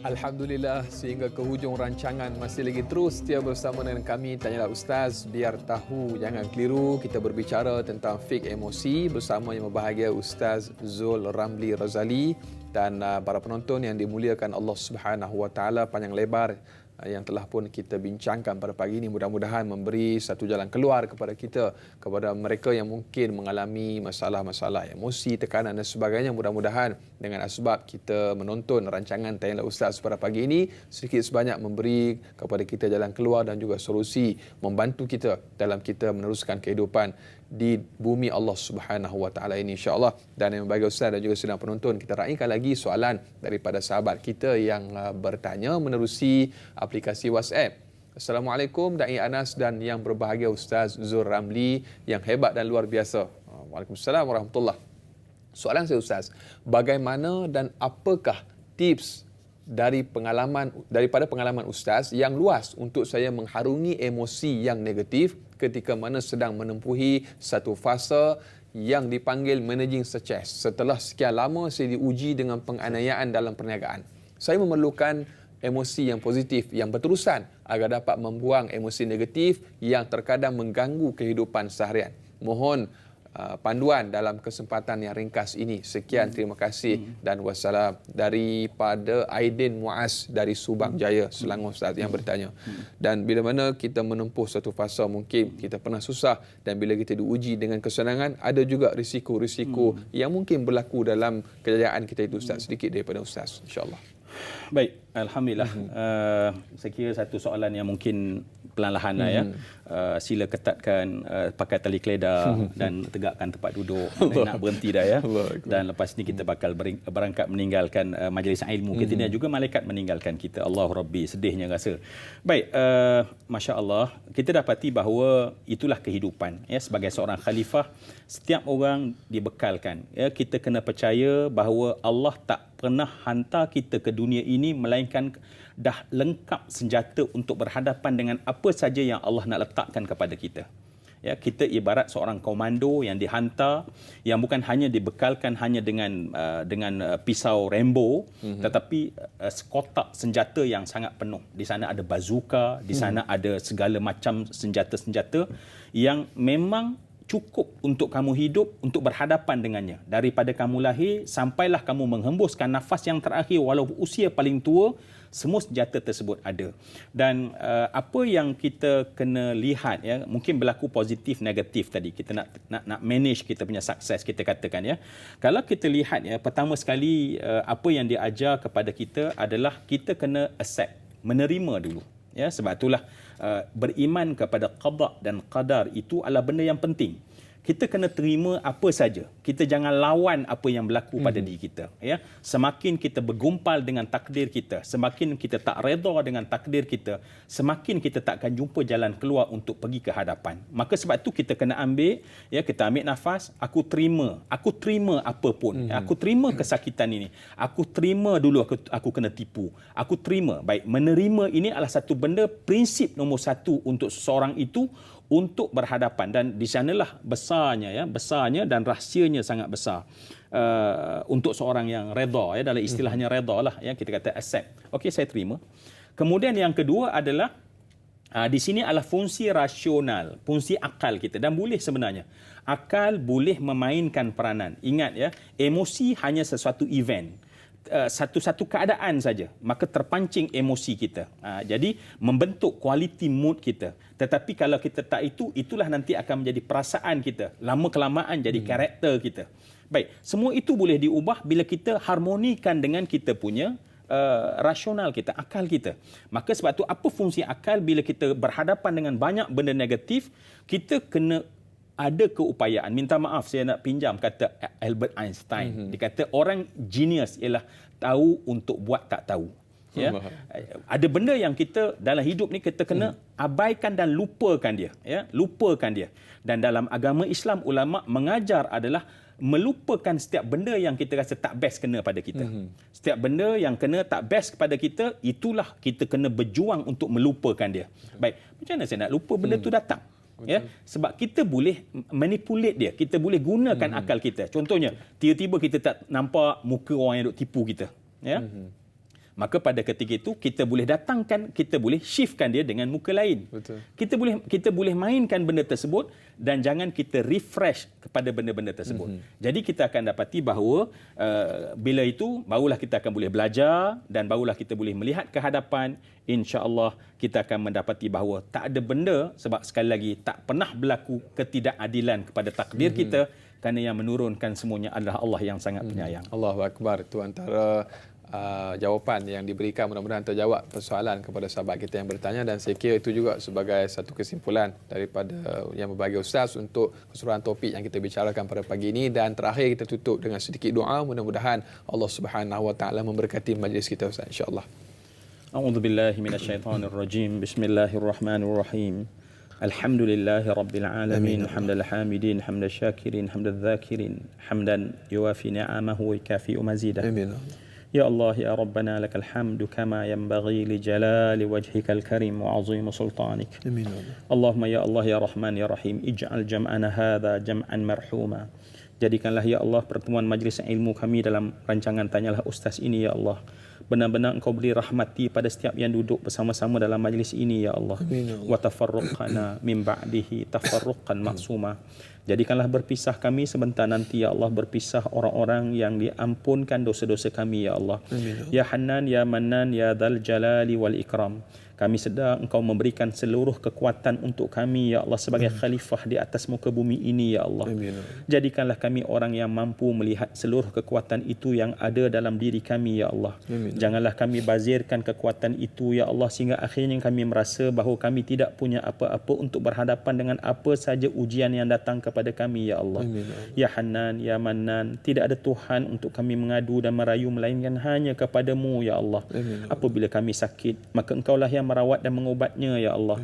Apabila kami hilang pedoman, Engkaulah yang memberi petunjuk kepada kami, ya Allah. Maka kekalkanlah petunjuk itu sampailah Engkau menjemput kami pulang, ya Allah. Wahai Tuhan kami, ampun dosa kami, ya Allah. Ampunkanlah dosa ayah dan ibu kami, ya Allah. Ya Allah, angkatlah darjat ayah kami, ya Allah. Engkau angkatlah darjat ibu kami setinggi-tinggi darjat buat mereka, ya Allah.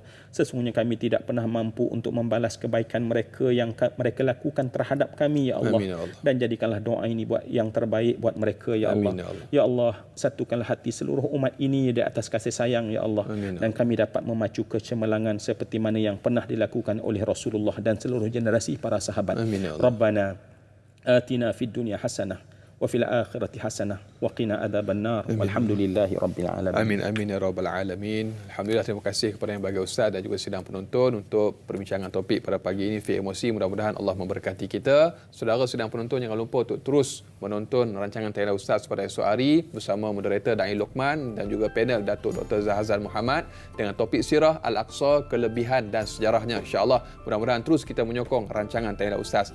Saudara, jangan tunggu bahagia untuk bersyukur. Bersyukurlah, kelak pasti kita akan bahagia. Sehingga berjumpa lagi. Assalamualaikum warahmatullahi wabarakatuh.